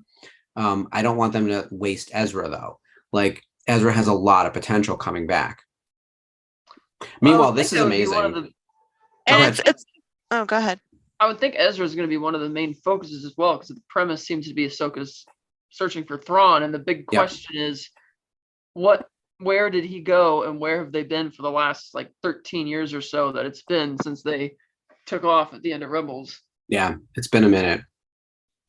He will be the MacGuffin. I just don't think he's going to get a lot of screen time, and that's really the question.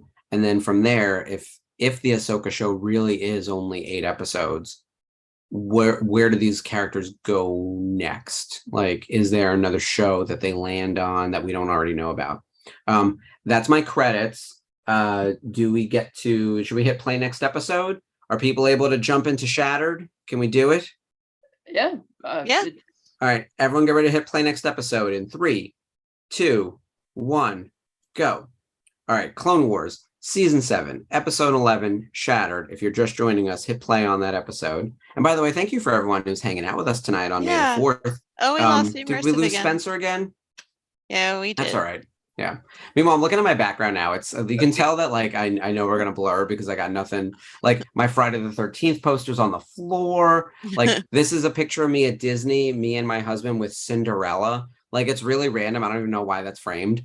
Like you know when you have so much stuff that you forget. Like at one point that was probably not important, but important enough that we put it in a frame. Probably one of our first trips to Disney. And then I have all that Star Wars junk on my cabinets, but nothing's organized and nothing's like display ready. I've got to really like fix this room. It's a hot mess right now. You've got Friday the 13th and I got Halloween. Ooh. Nice. I'm a huge horror movie fan across the board. So we got to talk horror movies at some point. My favorite franchise is Scream. But I'm open to pretty much all of them. Like I do it all from the entry-level horror shit all the way up to like maybe I stop at Hostel because that gets a little like torture porn. But otherwise, you know, kind of do it all. Look at how good Ahsoka looks. Like just this animation is incredible. I like too, we're getting resolutions for characters like Bo-Katan, and I realize it's not really a resolution. You know, obviously we see her in Rebels, and then of course she plays a major focus in The Mandalorian. This obviously aired in 2020 before Mando season 2 and before Mando season 3. We're seeing at the moment the resolution of Maul outside of the Solo movie, because the only other activity we have from Maul after this would be his very brief appearance in Solo. But this really wraps up things, I think, neatly for him at the end. And obviously we get good conclusions for Ahsoka and Rex. So pretty spectacular stuff. And again, the Mandalorians fighting their own people. Always. Gar Saxon's in here, and we know he ends up becoming a villain later. Like, you know, and Rook Cast, we know from the Son of Dathomir comic, she was aligned with Maul. Mhm. We don't know where she ends up, but like, the biggest threat to Mandalore is from within.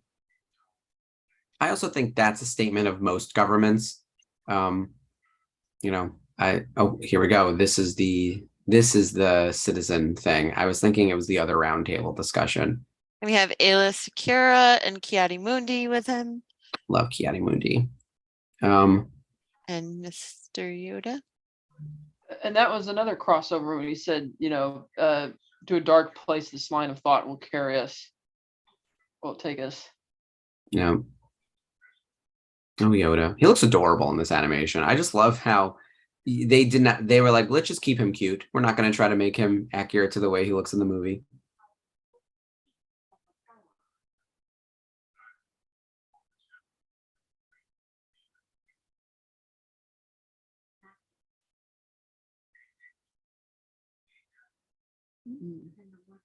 Mm. That's hardly an invitation. Yeah.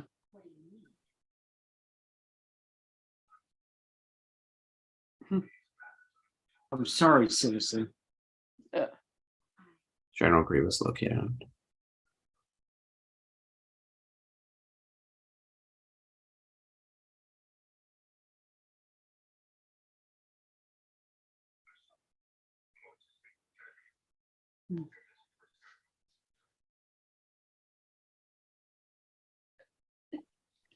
It does depend on the Chancellor. Yeah. Because he ain't letting that See, this go. was another dim-witted decision on her part not to tell Yoda. It's like, it's Yoda. Tell him, you know? It's like, oh, Yeah. It's like, come a on. message for Skywalker. Yeah. Just tell him the key thing. It's like, hey, by the way, Maul pieced it together. This is what's going on. You know, it's like that's assumed. She doesn't Yeah. believe him though. She thinks that Maul is trying to manipulate her. But she thinks that, but she knows in her gut that there's something up, that there's Something's something up. to this. But Well, I would wonder who to trust because I wouldn't trust Yoda. Remember, he was the one who, he didn't. he believed that she could have been guilty of that bombing and was complicit in her expulsion, right? So Well, you can't really it's fault him given the evidence that they had at the time. It's like because she was kind of framed, and then it's sure, like but I would tell him. It's like you that's gotta enough tell for me to say, like, if you know me, you know I'm being framed. Like, yes, this looks terrible. I'm standing right here. I'm telling you I didn't do it. Like you'd have Yeah, to know me but better than that. Palpatine is such a master manipulator that Anakin doesn't even know at this point he's being played. Right. Nobody knows they're being played. But Anakin knew Ahsoka wasn't guilty Yeah. because he was thinking emotionally as opposed to logically. And I think that's one of the big downfalls of the Jedi, right? If Yoda really cared for Ahsoka as opposed to just wanted her to be part of the order, he would know. Yeah. By the way, I love seeing Ursa Wren over here. Such a Yeah, fan. look at her. Love her. Queen. She's terrific. You know, I'll see here. I think she kicks all the ass, Ursa Wren. I like Tristan too. I'd like to get a little more of him. I'd love to see them in live action Mando. If you buy the Hot Toys Darth Maul Clone Wars figure, his box, like the inner box is the prison. It's so cool and it lights up. I love that. I'm like, I needed it. I'm leaving vicariously through you because I have too many other things where I'm like, oh my god, I need to get so much Lego. Although he's been doing a good job getting rid of Lego, let me tell you. Right now, if you want to sell Lego on eBay, it's actually going really well. Yeah, so, does he have the Phantom and the Ghost? Just saying. No, man. Do we have a Ghost? I feel I have something. I wouldn't sell any Rebel stuff because I'm keeping like anything Rebels. I'm keeping. Yeah. Including the reason this is out is we were doing some cleaning. I forgot I had this. I think I showed this on another stream, but like the speeder bike with Ezra, like yeah, they didn't make a lot of Rebels merch because I got that really cheap when particularly well. Toys R Us was closing, and this might be my second favorite episode of the whole series. Like, you know, outside of like The Lawless, which I think is considered sort of objectively like the best of Clone Wars, and that sort of arc around, you know, once again, it's Darth Maul, and all things Mandalore, which, you know, who knew that those would become some of the episodes that like define Star Wars. Like this episode is just so tense, and the Order 66 execution is incredible. Oh crap.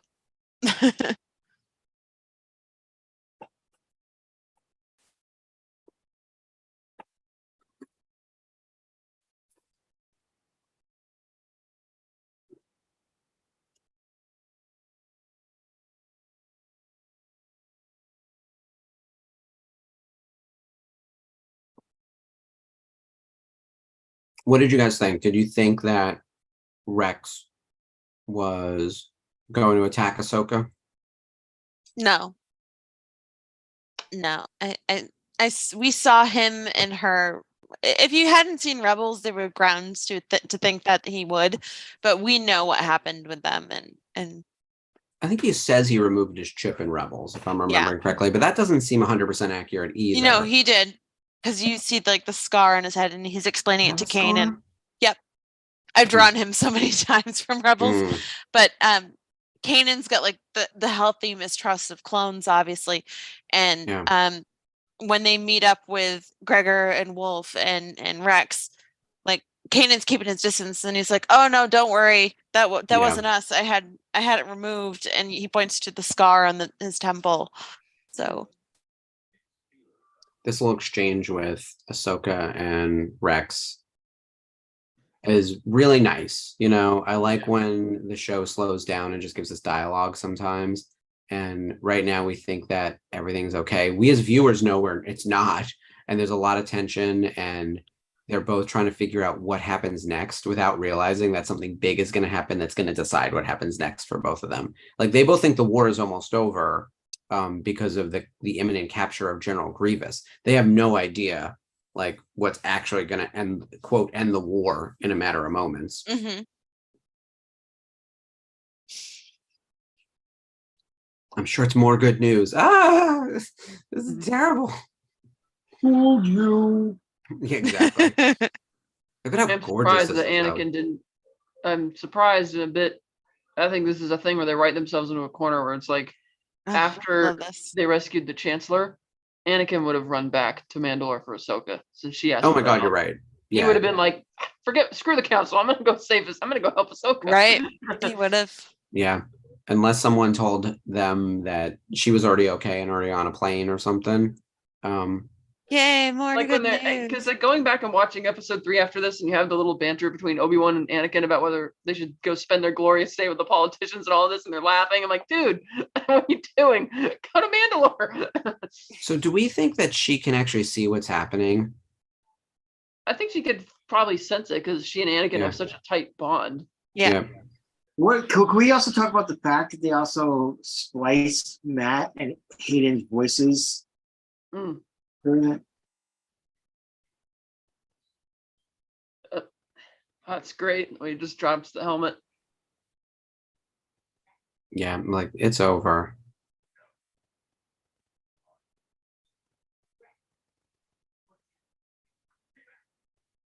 Okay, can we talk about the last scene of Tales of the Jedi right now about the train? Yeah.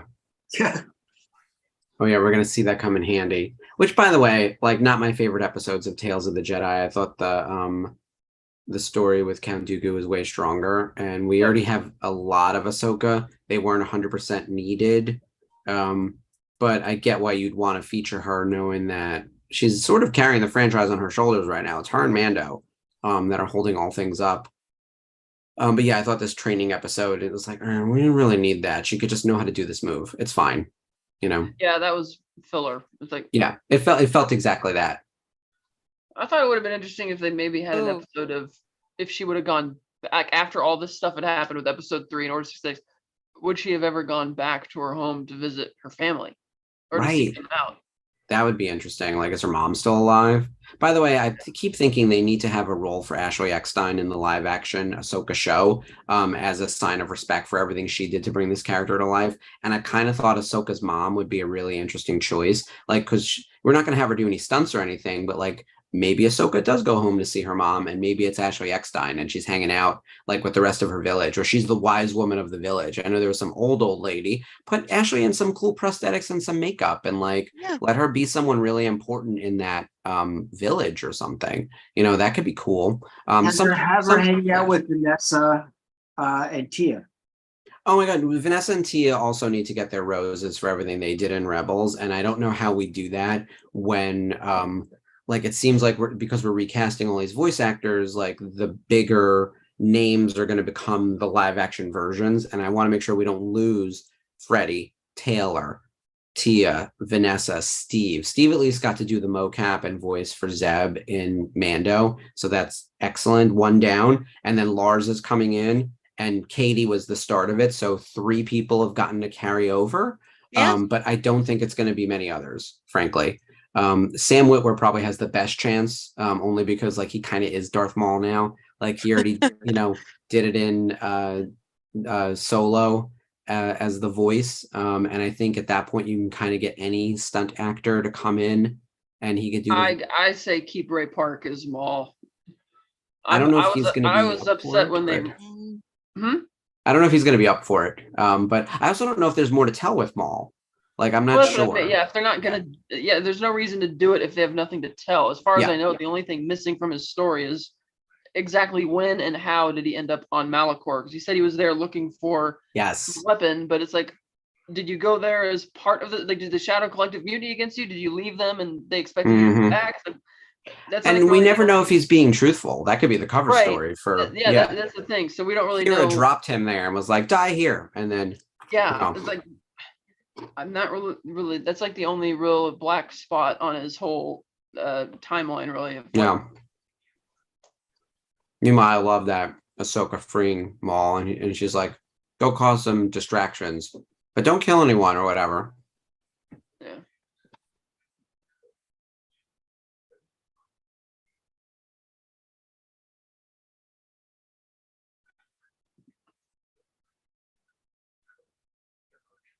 You've done the right thing coming to me.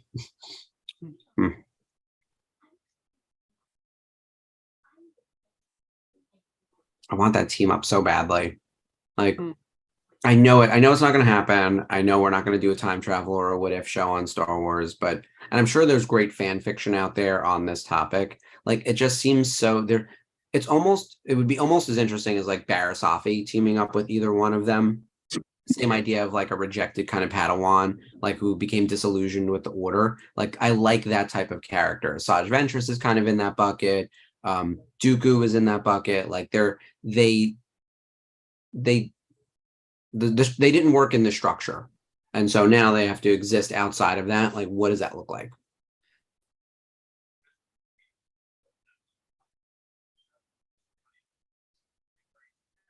Yeah, it's kind of like Maul's whole story in Clone Wars Rebels is like really great fan fiction, you know, because he was obviously dead as dead at the end of Phantom Menace, and so they did. I like that George did put a lot of thought, because Filoni said he was blindsided when George said, "Oh, we're bringing Maul back," but you could tell they put a lot of thought into that story, which was great. Yeah, it could have gone really poorly. And even Yeah. when they brought him into Rebels, I remember reading somewhere, Rebels didn't do particularly well in season 1 in the ratings. The merch wasn't really a big hit. Kind of a slow burn, right? Took a while for people to appreciate Rebels. And in season 2, they added Ahsoka and brought in Maul at the very end. Season 3, they added Maul and Grand Admiral Thrawn. They were like, keep throwing things at Rebels to see what sticks and what's going to like make it work. And so someone was like, it was that same type of thing of like, we're adding Maul to this to try to fix it. And I was like, no, I think there's a real story there. And there is. Like, the story with Maul really, really works. Like, it's pretty fantastic, actually, and ties to Ezra's story so well. So even though it might seem from the outside like, oh, that feels a little desperate or something, like, it was executed incredibly well. All things I think Maul across the board, everything landed, because they also used him sparingly. I think he's in like 9 episodes of the Clone Wars, right? And there's 7 seasons. So he's not in a lot. And even in Rebels, if he's in 10, it's a lot. It's probably something like 7 or 8. Like they sprinkle in just enough of him to kind of keep you wanting more, but they also really deliver on the story. I love that they have not only R7, but Cheap, voiced by Dave Filoni in this. Nice collection of droids. Yeah. Droids were always a big part of Clone Wars, so I'm glad they got the counter good chopper. screen time at the end. Yeah. The innocent chopper.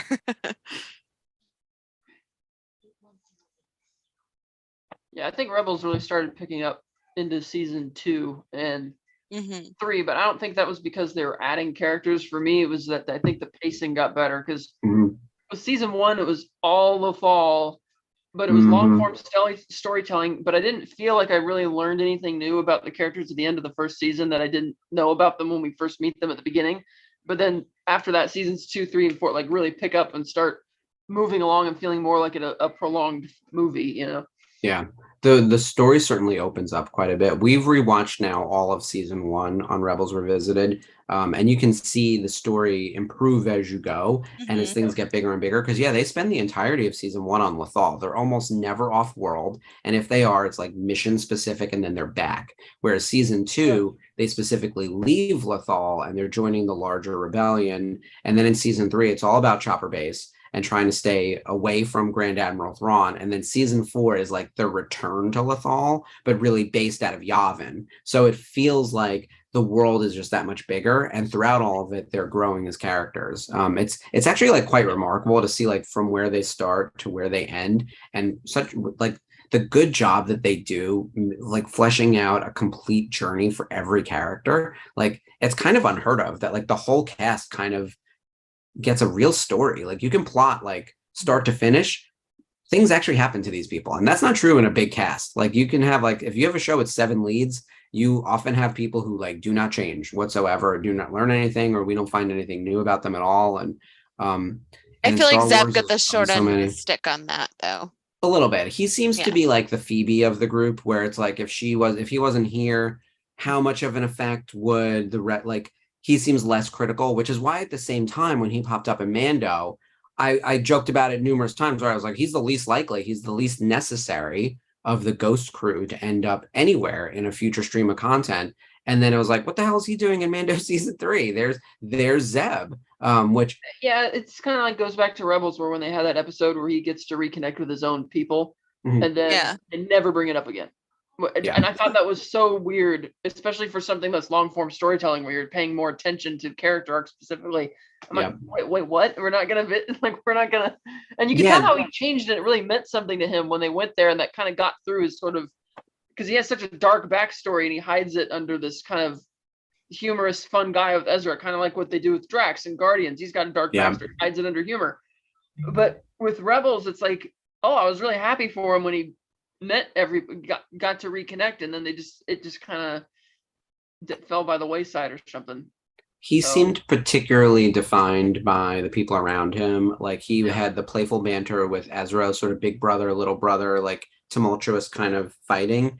And then his actual antagonistic role with Callus, which then turns into a partnership of some type. Not sure if it's queer representation or if they're just bros, but they certainly seem to have become the bestest of friends by the end of the series, so much so that they were like hanging out together. But I guess Callus wasn't also there in Mando, so who knows? But like outside of that, like, you know, General Syndulla is headed somewhere. Sabine has a whole Mandalorian thing. Ezra's training to become a Jedi, and Kanan is going to be the teacher of the Jedi, and obviously dies saving everyone. Zeb is kind of there, and like that's unfortunate. There's always someone who lands in that role. I guess Chopper doesn't really change either, right? He's still a little murderous droid. But I do think that character probably moved the least for sure. Still, Steve delivered an excellent performance. Like, can't say anything bad about Steve Bloom. Like his interpretation of that character was spectacular, and I think he brought a lot of like heart to could have otherwise been a very flat, one-dimensional character for sure. I love this. I'm one with the Force, and the Force is with me. Yeah, we got our little Rogue One call out. Ahsoka is, she gets it done, right? Like she figures out how to carve the path herself. She hasn't been in the temple for years. She's pulling out all the tricks. She's also trying to save her friend. She's always trying to do the right thing. She doesn't always do the right thing. It's not always possible to do the right thing, but she is always trying to do the right thing. And this is one of those moments, right? It would have been very easy for her to kill all those clones and ask questions later. And be like, and even Rex, and be like, what's happening here? You're pulling a gun on me. I'm done with this. I am annoyed, because I've already been betrayed once by the entire institution, and now you're going to send a whole army at me again. This poor girl, like, does she have any true allies, any friends? Because even Bo-Katan, I would say that was probably tenuous at best, right? At one point, they were on the opposite sides of a conflict not that long ago. Like, I don't know if I would trust any of the Mandalorians. They're also like, they're very warlike. So how long is that going to last? Right. So just let you know that Steven said in the chat that's still going that he would spend good money just to hear Zeb sing Smelly Cat. I would too. Smelly loth cat. Yep. Smelly loth cat, smelly loth cat. I love it. By the way, Steve would absolutely do something like that. If you go to a convention, he's game. He'll do the voice for you. He's a super nice guy. By the way, depending on the type of convention you go to, he could have a line around the block. Mm-hmm. If you're at something anime related, good luck, you'll die in that line. Because he even is C2E2 is nuts. Yeah. He is a king in the anime space. So even though he's like the 7th lead on Rebels or 5th lead or whatever, he is top of the food chain when it comes to certain anime properties. So if you have time at the table, he will engage with you. But otherwise, it really depends on the show you go to. I've definitely seen him with a more accessible table, and then other times where it's like there's a 3-hour wait to meet Steve Bloom. The episode just ended for me. We're probably going to get the pop up in a second for play next episode. And this is it, you guys. Like, victory and death. We're coming up on the last one. I'm going to give it the countdown. So we hit play next episode together. We're going to do 3, 2, 1, play. And here we go. Clone Wars Season 7, Episode 12, Victory and Death, the series finale. How are you guys feeling about this? Not just right now in this moment, but like the first time you watched it, your thoughts on the Clone Wars, like how did you feel going into these like final 22 minutes?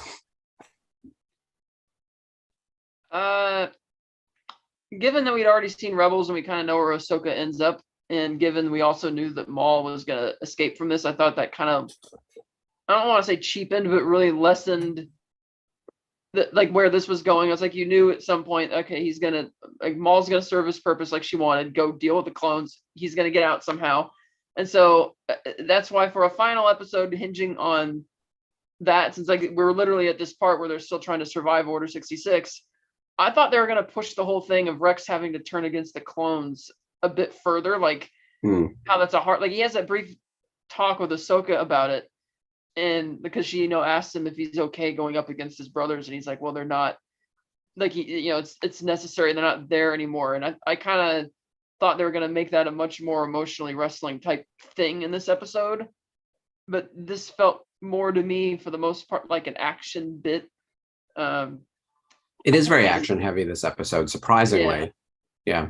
I still kind of wish they just edited all 4 of them together as just a movie, because it kind of, even the last episode just kind of ends right at that moment, and it feels the same thing with the second half of season 4 of Rebels. It feels like one giant, like 3-4 hour Star Wars movie, because that's how those episodes were written as well. This was clearly written as a movie, and I wonder if they were going to put this in theaters, or if they were going to do it as a movie presentation before COVID hit. Remember, this aired during COVID. No one knew what was happening. Like 2020 messed up everything, right? Everyone's lives, careers, health, sanity, mental health, entertainment, everything changed. And I do think that this was meant to be something different. At the very least, there were going to be Fathom events, like to go see this in theaters, or like limited release weekends. Like I was imagining the popcorn bucket. Like this is a movie, and I do think that this part in particular, part 4, suffers from is that it doesn't stand on its own. Like it's wrapping up all of the events of the prior 3 episodes and the entire series, but it is a very long action sequence and stuff like this where Darth Maul is just like killing clones, and the big fall from the sky at the end.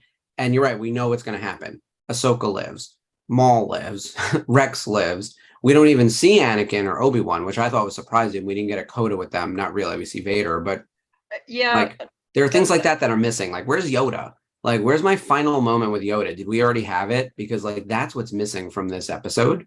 I think anyway.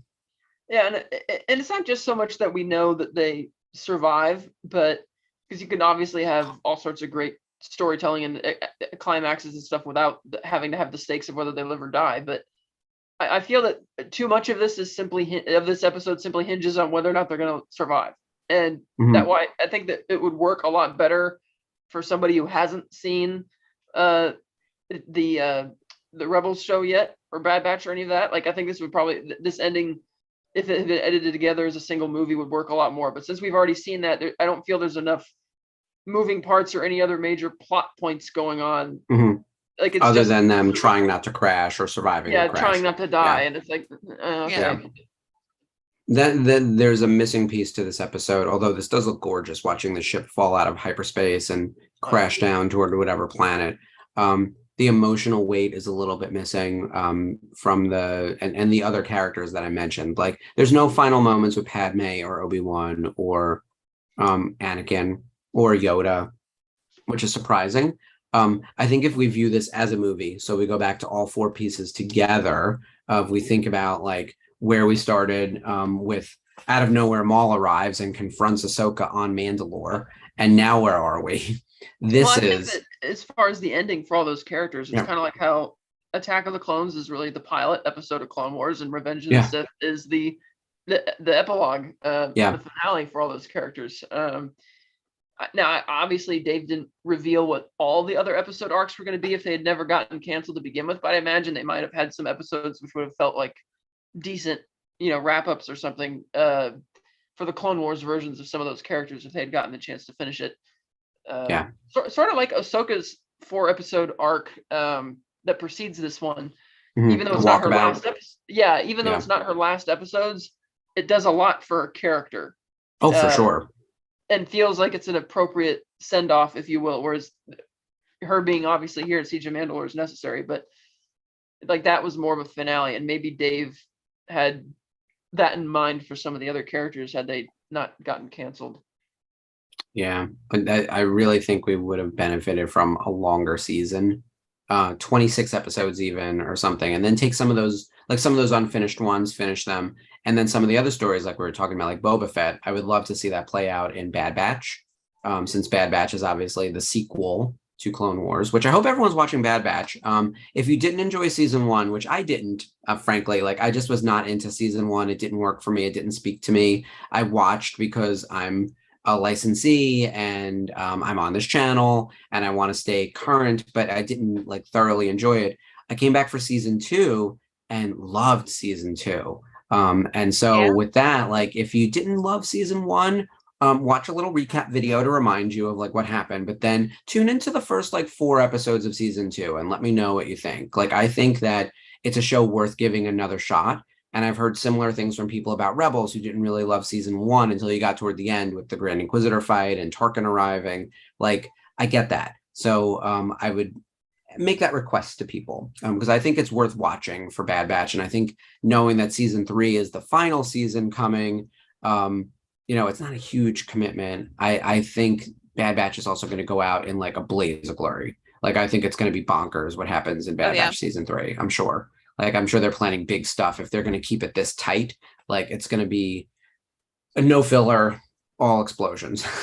Oh yeah, and they have a lot of story to tell, and they know that this is going to be the last season to tell it. So, which I'm surprised. That's the one that I said could go for 10 seasons. Like we got years to cover. Like the Bad Batch could be Bad Batch and all the way up to A New Hope. I wonder if they'll stick to that because I remember they were pretty adamant that Bad Batch was only going to be 2 seasons. And they were. And they kept saying that it's only 2 seasons. That's it. And then we get to the finale of season 2, and it's like, oh, okay. And it's like, oh, we're going to do season 3. And it's like, well, if it's popular, can't leave on a cliffhanger. Yeah. We're not Netflix. We're not going to cancel these things prematurely anymore. Yeah. 2 seasons isn't enough for anything. Look, I'm not a huge fan of Resistance, but 2 seasons wasn't enough. Or it also wasn't paced out well. I mean, that show had a lot of problems. That was another show where it was like, it had long form elements that like ongoing plot lines, but they dragged it out like so long in the first season. And they kept repeating that motif of there being a spy for the first quarter and wondering if they're going to get found out. And then they drop it. And then they do that next week with another one. And I was just kind of getting I found it getting a bit grating, but, and I wasn't crazy about that animation style. The lighting I thought was really super bright and just a little much for me, but yeah. It was definitely cute. That's the show I keep forgetting exists until somebody reminds me about it. Yeah. No, I'm with you on that because I think also what we're finding is that it isn't connecting to anything. Like no one is sitting here trying to make connectivities to Resistance. Maybe they're trying to connect to Force Awakens, but nothing specifically happened in Resistance that I thought even had anything to do with the new trilogy. It just happened to be happening around the same time. Like, so far Kazuda, Kaz, his dad is a senator in the New Republic, and he apparently appears in a hologram with Mon Mothma in the trailer for Ahsoka. So that's as deep. And by the way, I hope that's as deep as we're getting. Because again, it's not that I dislike Resistance. It's just something that I don't come back to, like it's not for me. It's for kids. Yeah. Cause if you're going to bring in somebody like Captain Phasma in the show, then use her, Yeah. What are we doing here? Admittedly, that's kind of a weakness in Star Wars in general, where they come up with these really cool villains and they kind of waste them really quick. Like I was shocked when the Grand Inquisitor ate it after the first season of Rebels. I'm like, what? That was a big surprise. I'm like, you've barely touched anything with this character for this long, drawn out, crawling season, and he's dead. Mm-hmm. Kind of like with Gideon, Mandalorian season 3. And dead. It's like, what? It's like, hey, that can't be. It's like, but let's see where he goes.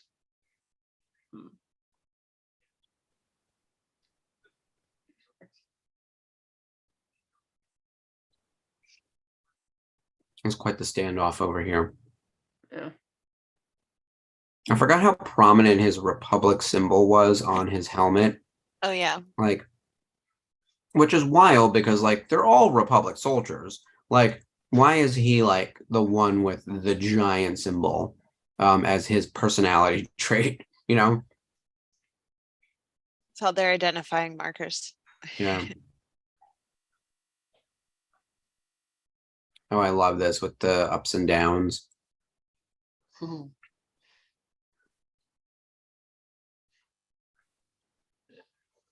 Rex firing with the circles, so it just stuns them.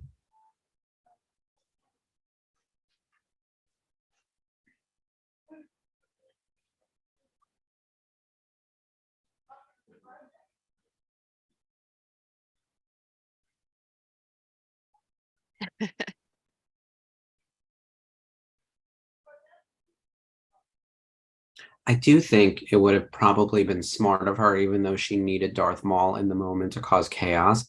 She could have killed him really easily. Yeah. Like, and that would have solved a lot of problems in the long term. I don't know how you would have then been able to deal with, like, I don't know if it, she could have probably still escaped on her own, I think. But I get the rationale. I also get the storytelling too, that like we know that Maul has to pop up in Solo, and Ahsoka That's might why- not be the, and you know, obviously he needs to pop up in Rebels and you know all that. That's kind of why I wish they came up with a more clever way for Maul to escape than just getting in the ship and flying away. It's like the way that General Grievous escaped the Invisible Hand in Revenge of the Sith. I'm like, he's cornered. What is he gonna do? And I thought on first viewing, I thought, well, he's the new character, so he's expendable. But then when he busts the windshield and says, "You lose, General Kenobi," it just flies out into space. I was like, oh, jeez. Something Wild. really shocking, and but okay, we're just gonna fly away in the ship. I get it. He has to get away. I like that she tries to grab him though. She's Yeah. so powerful. It is Mhm. wild. You forget sometimes that like she's not a Padawan anymore, and she's been on her own. And even though she's not practicing at the temple every day, like she's strong with the Force. It's like she's got this little dyad with Anakin in a way. Like she's processing and sharing some of his powers after being with him for. Because again, you kind of forget because we've been watching this stuff since 2008, that this timeline is only 3 years that Anakin's known her. Yeah. Yeah, it's very short for her to go from like very young Padawan to experienced Jedi, able to withstand. She fights numerous big bads, but excuse me, Darth Maul is probably the biggest one. I mean, she doesn't really go toe to toe with Grievous or Dooku. Like she fights some Night Sisters, she fights Asajj, she fights Barriss. But like Darth Maul is probably the top of the chain. She doesn't actually get to fight Palpatine, which is one of those another things cut from the Clone Wars back when they thought they were going to have that episode where they would meet underground. She wouldn't. She would see Sidious, but I guess it would be through a wall, so she wouldn't actually see that it's him and wouldn't know that it's Palpatine. Which kind of feels like the world between worlds, like the blue fire comes at her, right? Hearing about this, did they got in a fight or something? Yeah, it's underneath the Jedi Temple. It's one of those like episodes they never fully developed. I'll look it up for you and I'll send you the link. Cool. Excuse me. This is what I get for eating frosted mini wheats and running out of my drink. It's all dry. And so underneath the Jedi Temple, they were going to find out that it is a Sith temple underneath, and the Jedi Temple was built on top of it. And underneath, she's going looking for whoever the Sith Lord is, and she's making her way through the door. And on the other side of it is the Sith magic coming from Palpatine, but they don't actually see each other because of the door. And that would be the way of explaining that she wouldn't know that it's Palpatine. Right. Very Star Wars. Like it's the General Grievous like missing Anakin by this much every 3 seconds in every episode of the Clone Wars, so they never see each other to get that one line to not contradict. It's funny how they do that, because it's like they contradicted the fact that Obi-Wan and Grievous had not fought with lightsabers before Utapau. Right. Yeah, because he's like, oh, you fool, have been trained in your Jedi arts by Count Dooku. It's like, well, going off Clone Wars, Obi-Wan would know that 10,000-fold. Yeah. But I get that retcon. That's a necessary one if you're going to have him as a villain in this series. You need that. Yeah. So I like that. I guess with the Anakin one was a bit more blatant, because I guess you can kind of interpret the Utapau line any way you want, or they give wiggle room where it's Anakin. It's like, nope, you can't meet each other. Yeah, I've never seen you in person before. And it's like, yeah. And imagine if you missed that line, and then throughout, like you're making all these episodes, and it's like, girl, they never met. That would be funny. That's the kind of stuff that I would find funny, and other people would get really rageful about. I was like, I don't care. Like, I want the story to be good. My favorite Grievous thing of all was his first debut in the Tartakovsky Clone Wars, because he's killing fools. Like he's he was pitched as like the Great White Hunter of the Jedi Knights, and that's why he has so many. Clone Wars. Yeah. No, he seems really incompetent in Clone Wars, and I don't know if that's because during the first couple seasons they were trying to keep it relatively light, even though it's a little political. Like, and it's it's still kind of a kid show. Yeah, I think Lucas also wanted him to be a coward. Like that was sort of his deal. Like when you see the deleted scene from Revenge of the Sith when he kills Shakti, it wasn't like in battle. It was just a easy thing. And I know why George cut all that stuff. He's like, oh, it's got to keep the runtime down, blah, blah. I thought it worked really well if they left some of that stuff in there. Because the original cut that they had for that opening battle, or the cut that they were going to go with, that goes on for like, the whole opening was like 45 minutes long. That long? Wow. Nearly 45 to an hour. And he's like, we got to move the story along. But I'm thinking, for Revenge of the Sith, I would have let that epicness go on for like an hour and then tell the rest of the story. What's funny is if it came out now, it would be 3 hours long. So that's where we are with movies now. Like you just saw that ridiculous Ari Aster movie you said, and it was 3 hours long. So yeah, certainly movies have changed a lot. There's actually now buckets on like the streaming services that it's like comedies under 90 minutes because you have to, or under 2 hours, because it's like we have to like clearly tell you that like you're not going to have to spend 2 hours watching this movie because our attention spans are evaporating while at the same time movies are getting longer than ever. Yeah. It's wild. This, however, I could have go on forever. Not necessarily this free fall situation, but this entire arc, I think, would have benefited from a little more epilogue wrap up and a few more character moments. I would have actually liked to see a slightly larger cast for this final episode. But I thought like this story, The Siege of Mandalore, was handled incredibly well across the board, and fitting conclusion to the Clone Wars. Weirdly, it doesn't end on Coruscant, or like, you know, in the chamber of the Senate. It ends on some like random planet whose name we don't even know. Right. It's like, it's almost fitting that like it's just buried somewhere, you know, and never to be found, kind of, right? Like it's so wild. I but have beautiful. my theories. Do you think you know where this place is? I think it might be Ryloth because Cheap looked and sounded like Chopper, and the ship he crashed in, he still has issues with. So I'm just saying. It could be. I don't know my space maps to identify where this even could be based on where they were versus where they were headed. It'll be one of those trivia things that Dave will get asked in a panel 10 years from now, and he'll throw out a name like that. Maybe it is Ryloth, maybe it's nowhere. I'm kind of glad that we don't know. This shot though, yeah.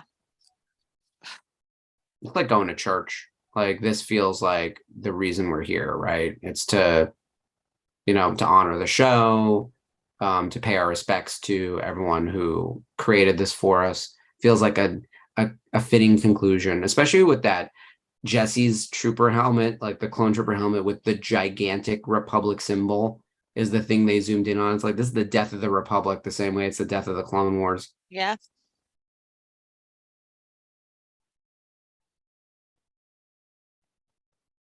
I do There's wish a lot of holes.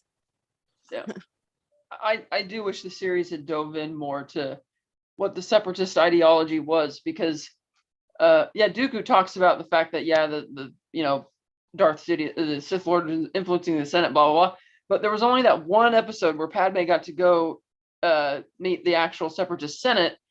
But even then, there was kind of they were talking about other things. Like I kind of was interested in hearing what the separatist Senate's goals were. Like what was there? Because they never tell you in the prequels what the impetus was for the separatist movement to start. It's like episode 2's crawl begins, and here we are. We're leaving.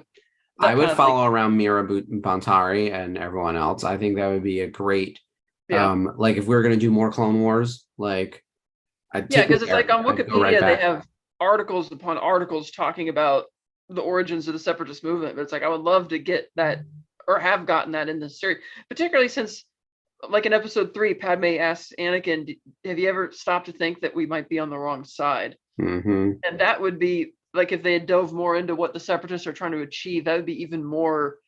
That would even add more layers to this scene where she's standing there looking at all these helmets, and it's like, what was the death of the Republic? But like, what was this really about? Like, what was this war? What were we trying to achieve? You know? Wow, look at how good Vader looks. Yeah. Actually, all of the animation, they created all new models for these, like this minute and a half with stormtroopers, snow troopers, the probe droids. And for a minute, I really thought we were on Hoth. I was like, what's going on here? But yeah, here we are. And he's got the lightsaber. I love that it's blue. it makes more sense that he would be holding. Oh, and then the convor. Mm.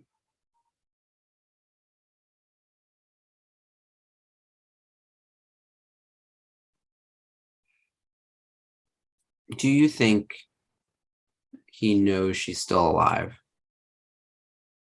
Or do you think he thinks this means she's dead? I I think think it he means knows. that she's dead. Oh, really? Okay. Yeah. Because he knows the convor is the symbol of the daughter. Mhm. And if, Which is what makes me think she's still alive. yeah.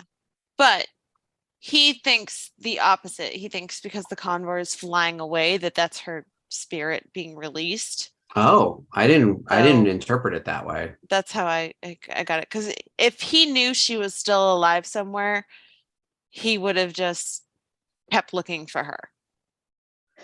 It's been a while since I've seen the ending of season 2 of Rebels. Did he have a reaction when he saw her? He was surprised. Yeah. Okay, he was. Okay. Yeah. It's been a minute. Well, in season 2, episode 1, Siege of Lothal, or episode 2, he makes the force connection with her and he says the apprentice lives. Yeah. Right. Okay. That and so he did not know. So I think he thought she was dead the whole time. But I thought in that moment he was like, she's still alive. Like this is classic Ahsoka, like setting a trap or like here's the thing, you can't kill Ahsoka. We went to Mortis and they couldn't kill Ahsoka. Right. Like, and she might actually be kind of immortal now. We don't know. Like, we don't know what really happened to her on Mortis. And the fact that she was pulled from the world between worlds in that moment. That's the thing. It's like Vader doesn't really No. comment on it. He walks away and it's like, Yeah. does In the he Twilight of the know, like, what- Apprentice, like she must have just disappeared in front of his face for a second. And he's like, what the hell just happened? Yeah. Yeah, it's like, Like we that's don't what- see that. Yeah, I'm wondering if the people who aren't getting pulled into the doorway can see the doorway open, or if that's just They or if evaporate. she just literally just vanished in front of his eyes. You Because know, think That's what I about how think happened. dangerous it would be if Vader knew about the world between worlds. Like Yeah. we know Sidious knows about it, obviously. But And you know what Vader would do? He'd go back in time and try to save his mommy. And he'd make And things worse Padme. somehow. And Padme. Well, if you save the mom, I think at that point you don't even need to save Padme, right? Like you would hope. Like that would set him on a path Right. where he doesn't go bad. But who knows? I think there's a lot of predetermination with who Vader is because Anakin was a problem. He had the red flags from episode 1. that's a paradox too. 'Cause it's like, Yeah. if he goes into the world between worlds and saves his mom, then not only would that undoubtedly change him, would he be changed to the point that he never would have been able to go and save her To in be the first Vader, place? to go That back and Anakin save would- her. Yeah. Anakin wouldn't have been there. He wouldn't have been there to make that decision unless it's kind of, yeah, that'd be fun. I'm really curious how they're gonna use the world between worlds in a sex. It would be a shame if they invented this just for the sake of saving Ahsoka in a unique way, because it's like that's too big of a thing. Right. Exactly. For one There must small be thing. more Like, to it. On Yeah. the flip side, you don't want to use it to retcon things. No, 'cause you don't. Right. No. less responsible people might do that, but it's like you got to use it for something. And so I don't know. I'm wondering if, depending on where Ezra took Thrawn, if she might use the doorway to go back there, because we know who Thrawn is. We know the way he thinks and what he's game. It's not like he's just going to be. I mean, unless he's Ezra's prisoner or something this whole time. It's like I'm thinking the world between worlds has to come into play Mhm. somehow with that. So it'll be really fascinating because it's Who- too big. Who would be more dangerous with access to the world between worlds? Palpatine, Vader, or Thrawn? All of them Palpatine. could use it in different ways, I think. Right. Like that would be quite that's a trio right there that I have actually Clearly- technically all work together. Yeah. Thrawn Clearly, is enough of a Thrawn is enough of a tactician that I think he would be more careful about it to make it work. Whereas Palpatine, I think he's so power hungry that he would just abuse the power so quickly that the entire universe will like collapse into a bunch of paradoxes onto itself. I mean, Yeah. this is the guy who has the plan to turn the Republic into the Empire, the Death Star plan, the second Death Yep. Star plan, the Starkiller base, the final Yep. order. Fleet The system. cloning, Project Cinder, like he's got contingencies on contingencies. So Yeah. and then there's Vader who wants to go save his mom and Padme and whatever else, and would somehow also mess it all up with his like, even if he went back to save Ahsoka, maybe he Well, thinks that's it all where goes also wrong. Like, another question comes into play, the whole self-fulfilling prophecies, because in Revenge of the Sith, it's precisely the actions that Anakin takes to try and prevent Padme's death that causes it to happen. Yeah. And so that's like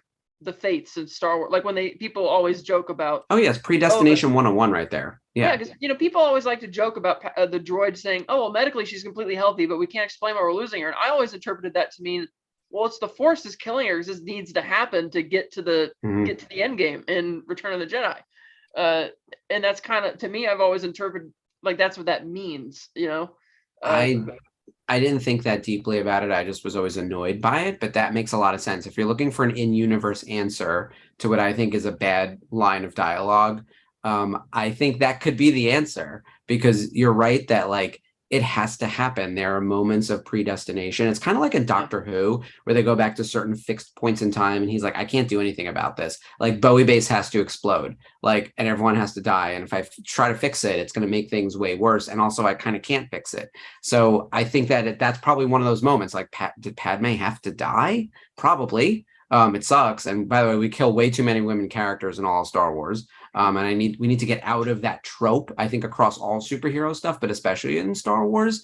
Though in universe, this probably makes sense that her death was necessary for the events to follow. Yeah. Kind of like the line in Revenge of the Sith when Obi-Wan says, "It's over, Anakin, I have the high ground," and people laughed and they memed the heck out of it. But to me, that was a clear reference to the Duel of the Fates, because undoubtedly Obi-Wan would have regaled a young Anakin with that story about how did you stop the guy who killed my Qui-Gon? It's like, well, this is how he did it. He had the high ground. He was arrogant. He thought he was going to do it, and I undermined him. And so that's Obi-Wan reminding Anakin in that moment, dude, don't do it. You know exactly how I got out of this, and I'm going to see it this time. Yeah, unlike exactly. Maul, but then people meme the heck out of it and turn it into, what admittedly is kind of funny, but it's like, well, no, that's kind of what that means. Yeah, I do love that we have memed the hell out of this franchise. It does make it fun and silly and give us a lot of stupid shit to talk about. But yeah, people sometimes like the point goes over their head, much like Drax. So it's very that, like, people have misinterpreted that line for quite some time. Like I think they do a lot of pieces of Star Wars. One of the things I will say, though, that I've enjoyed over the last, say, 2 years, as Star Wars has become more and more long form, with series, TV, Mando and Andor and everything else, the amount of dissection and interpretation happening across the various fandoms, podcasts, YouTube channels, everything. People are really getting deep into analyzing Star Wars again, and it's becoming less stupid and less angry. I mean, there's always angry people out there, but I feel like their voices are getting drowned out by the actual intellectual conversation and the fact that people want to engage and chat with each other and throw ideas around and really think about things, as opposed to just like consuming media or getting angry about it. Because they're like, Star Wars felt really angry in 2018 and 2019, and I think it has mellowed quite a bit in the years since. I don't know if you guys agree with that. I have felt that way, but not sure what your thoughts are. I feel they need to. That's why I think they need a big win in the form of a movie, because so many people, especially now under a lot of financial strains, are canceling their streaming services, so they're not keeping up to speed with a lot of this stuff. And it's like, and plus it'd be nice to have a movie which isn't dependent on your knowledge of all what's going on in the TV shows and stuff like that. I think that's going to be, if not the outright demise of the MCU, of Star Wars potentially as well, if they keep trying to tie things in too much to TV media. shows. WB is suffering for it right now. The whole DC slate is redone. Marvel is definitely at that tipping point. I feel like we're on the precipice. I think DC's on the precipice for greatness, because I do know for a fact that they went back and changed some things in the Flash movie to fit this, because James Gunn tried to, kind of like when Leland Shee was asked once, he's like, well, why is it called Legends now? He says, because there's always there's always some truth in Legends, but he says the reason we didn't just outright say it doesn't count anymore is because everything in Star Wars is somebody's favorite. So you don't want to just crap all over it. It's like, we're gonna keep it real, and you could think of whatever Legends material you like is great until they come along and bring something new to change it or retcon it. Similarly, with what James Gunn said they're doing with The Flash, is that the movie is going to be treated as the reset button. So that way, all the other DC movies of the last 10 years, now that they don't count anymore, it's just that the continuity, whatever happens in that movie, there's a before and continuity after. will be changed. So that way you could try and keep those old fans happy, but also like we're on a new path and we're going to be riding the ship. as it It's were. it's BBY and ABY. That's how I'm Okay. thinking of the Flash movie, which by the way is a little more than a month out. And as a licensee of WB, and I'm working on WB now. I don't know if I announced that to the channel, but Nice. my role at Ruby's has expanded a little bit. So I'm working on Warner Brothers along with Viacom and a bunch of other stuff on the base business. We are getting ready for the Flash movie. Let me tell you, it is an onslaught. I was looking at the lineup of costumes we have for this year for the Flash, and we have something like 35 to 40 SKUs, with the Wow. Flash, Batman, Supergirl, accessories, masks, rings, utility belts, costume tops, capes, you name it, we got it. And for kids and for adults at various price points and some retailer exclusives. So more to come on that. But like, it's amazing that like that movie is going to be the movie of the year, I think, from a superhero perspective. I think Guardians has a shot of sort of beating it in the revenue side of things potentially because there's so much love for Guardians and it's the closeout. And I think DC has a couple things going against it right now. Like Shazam was a flop, like plain and simple. And I love Shazam. It didn't land. It did poorly. Black Adam was a flop. They need a win. I think the Flash will get a win because from what I've heard, everyone who saw it said it's great. And I think it's going to be a big hit. I don't know if it'll beat Guardians only because there's so much love for that right now, but I do think Flash will end up becoming the most important superhero movie probably of the like most recent 3 to 4 or 5 year time period, especially as it redefines the go forward for WB. It's going to be a big they're deal. also really counting on the nostalgia for Michael Keaton because you Oh, can tell for that sure. second trailer they totally rearranged the shit. They changed everything around to make it as Yeah, it's the Batman Michael as Keaton they show. can. Yeah, it's Michael Keaton, Ezra Miller, and whoever else. Like it's you can see it on the Ben poster. Affleck.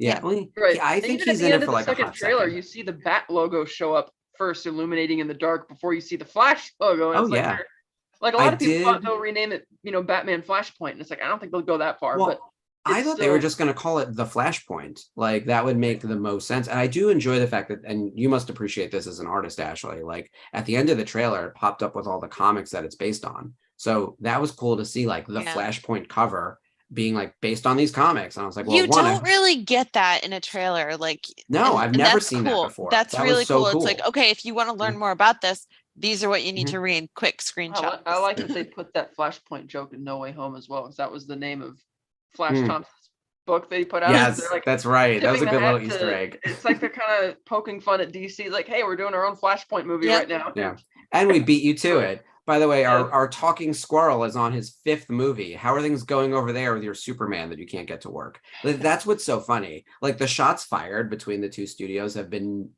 delightful to watch. But as a geek culture connoisseur, I really do want everyone to succeed. And I know that where it's like, I just hope both teams have fun. I don't have skin in the game when it comes to Marvel versus DC. Like as someone who grew up as a geeky kid, like I want it all to work. And I actually really like the really weird, like strange stuff that other people kind of don't like. Like when they told me they were doing Guardians, I was like, get the hell out of here. That's nuts. I can't wait. By the way, no one's going to go see.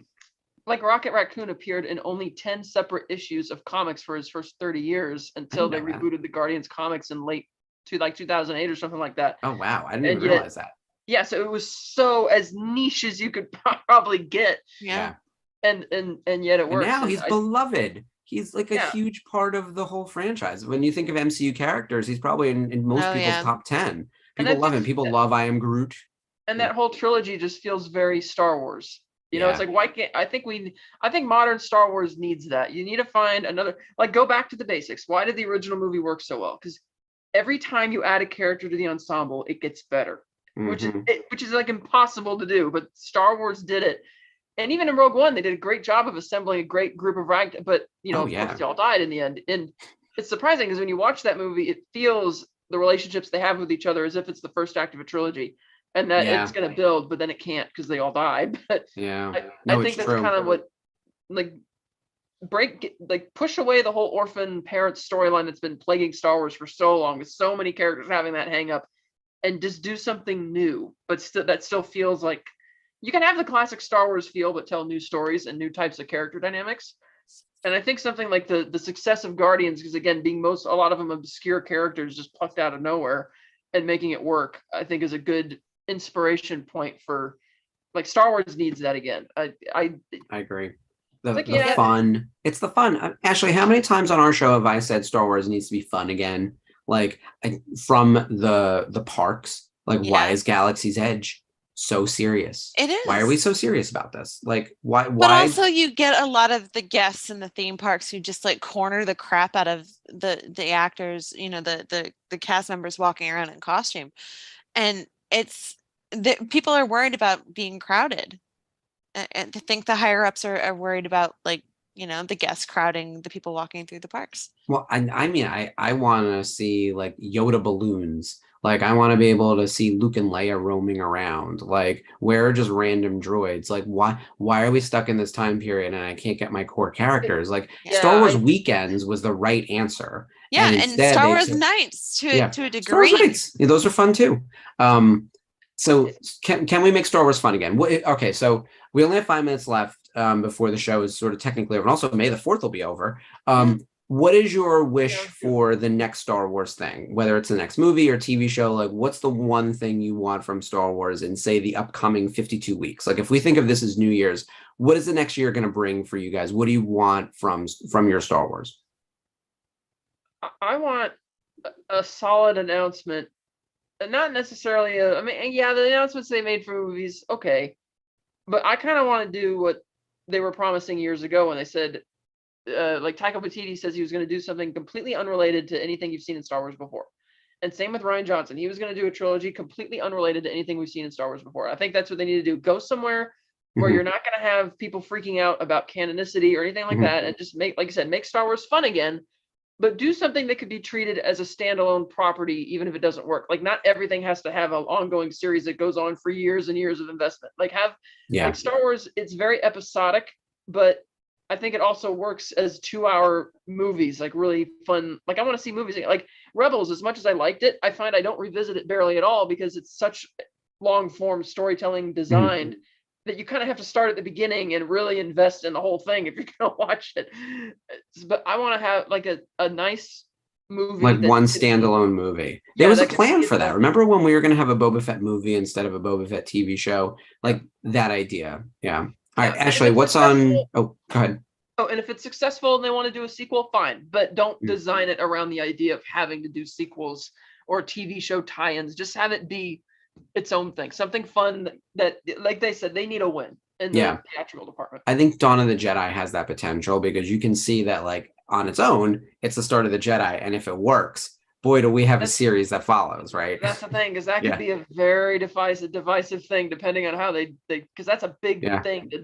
Which is why I feel that they should. I'm nervous. I'll be honest. I'm nervous, but I'm excited. Because all 3 of their films that they announced are directly tied with things that are currently going on or big things in Star Wars history, which is why I'm thinking, no, after Rise of Skywalker and some of the misses in the last couple of years, like, now you need a big, successful movie that feels like fun, classic Star Wars. I agree with that. Ashley, what's your wish for the upcoming year of Star Wars? I'm going to go back to what we talked about on Monday night and just hope that they don't disrespect the Rebels and make them, like, you know, a side project or like a little side story and like backup dancers to Ahsoka. If handled really well, it could probably be a spinoff. You know, we don't know.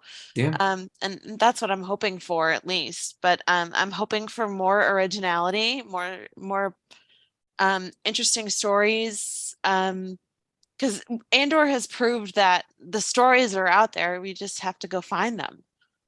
And we got, you know, invested in those characters in different ways and unexpected ways for a lot of them. And I want to see more of that. I want to see the growth, because Star Wars can only stay Skywalker saga for so long. Yeah. There's other planets. There's more people in the galaxy than the Skywalkers. Exactly. I remember at one point it used to be, hey, can we see more Mandalore? We don't have any of that. We got little breadcrumbs. Now we have a lot of Mandalore. So let's find another planet to go bother. I agree with both you guys. I think that the thing that I think all fans are kind of looking for at the moment is something a little different, maybe outside of the Skywalker saga timeline, which, by the way, Alex Damon from Star Wars Explained said that his love language is timelines. And when they put the big timeline up with all the stuff, he's like, that's literally my love language. And when he said it that way, I was like, I feel that. I feel that in my bones. Every time they put up a timeline where it shows all the different stuff, I get excited because you could see that it could keep going. Yeah. Like, we can go further into the future. We can go deep into the past. There are all these buckets that haven't been explored. I would like to go to places we haven't been to, time frames we haven't visited, new characters for me to fall in love with. Like, I love Luke and Leia. I love Han. I'm obsessed with Ahsoka. I love seeing Mon Mothma pop in everything, but I'd love to learn some new character names. I'd love to get to places that we haven't been. Yeah. I think that's my one wish for Star Wars for 2023 into 2024 is whatever we're doing next, I want to be surprised and I want it to be fun.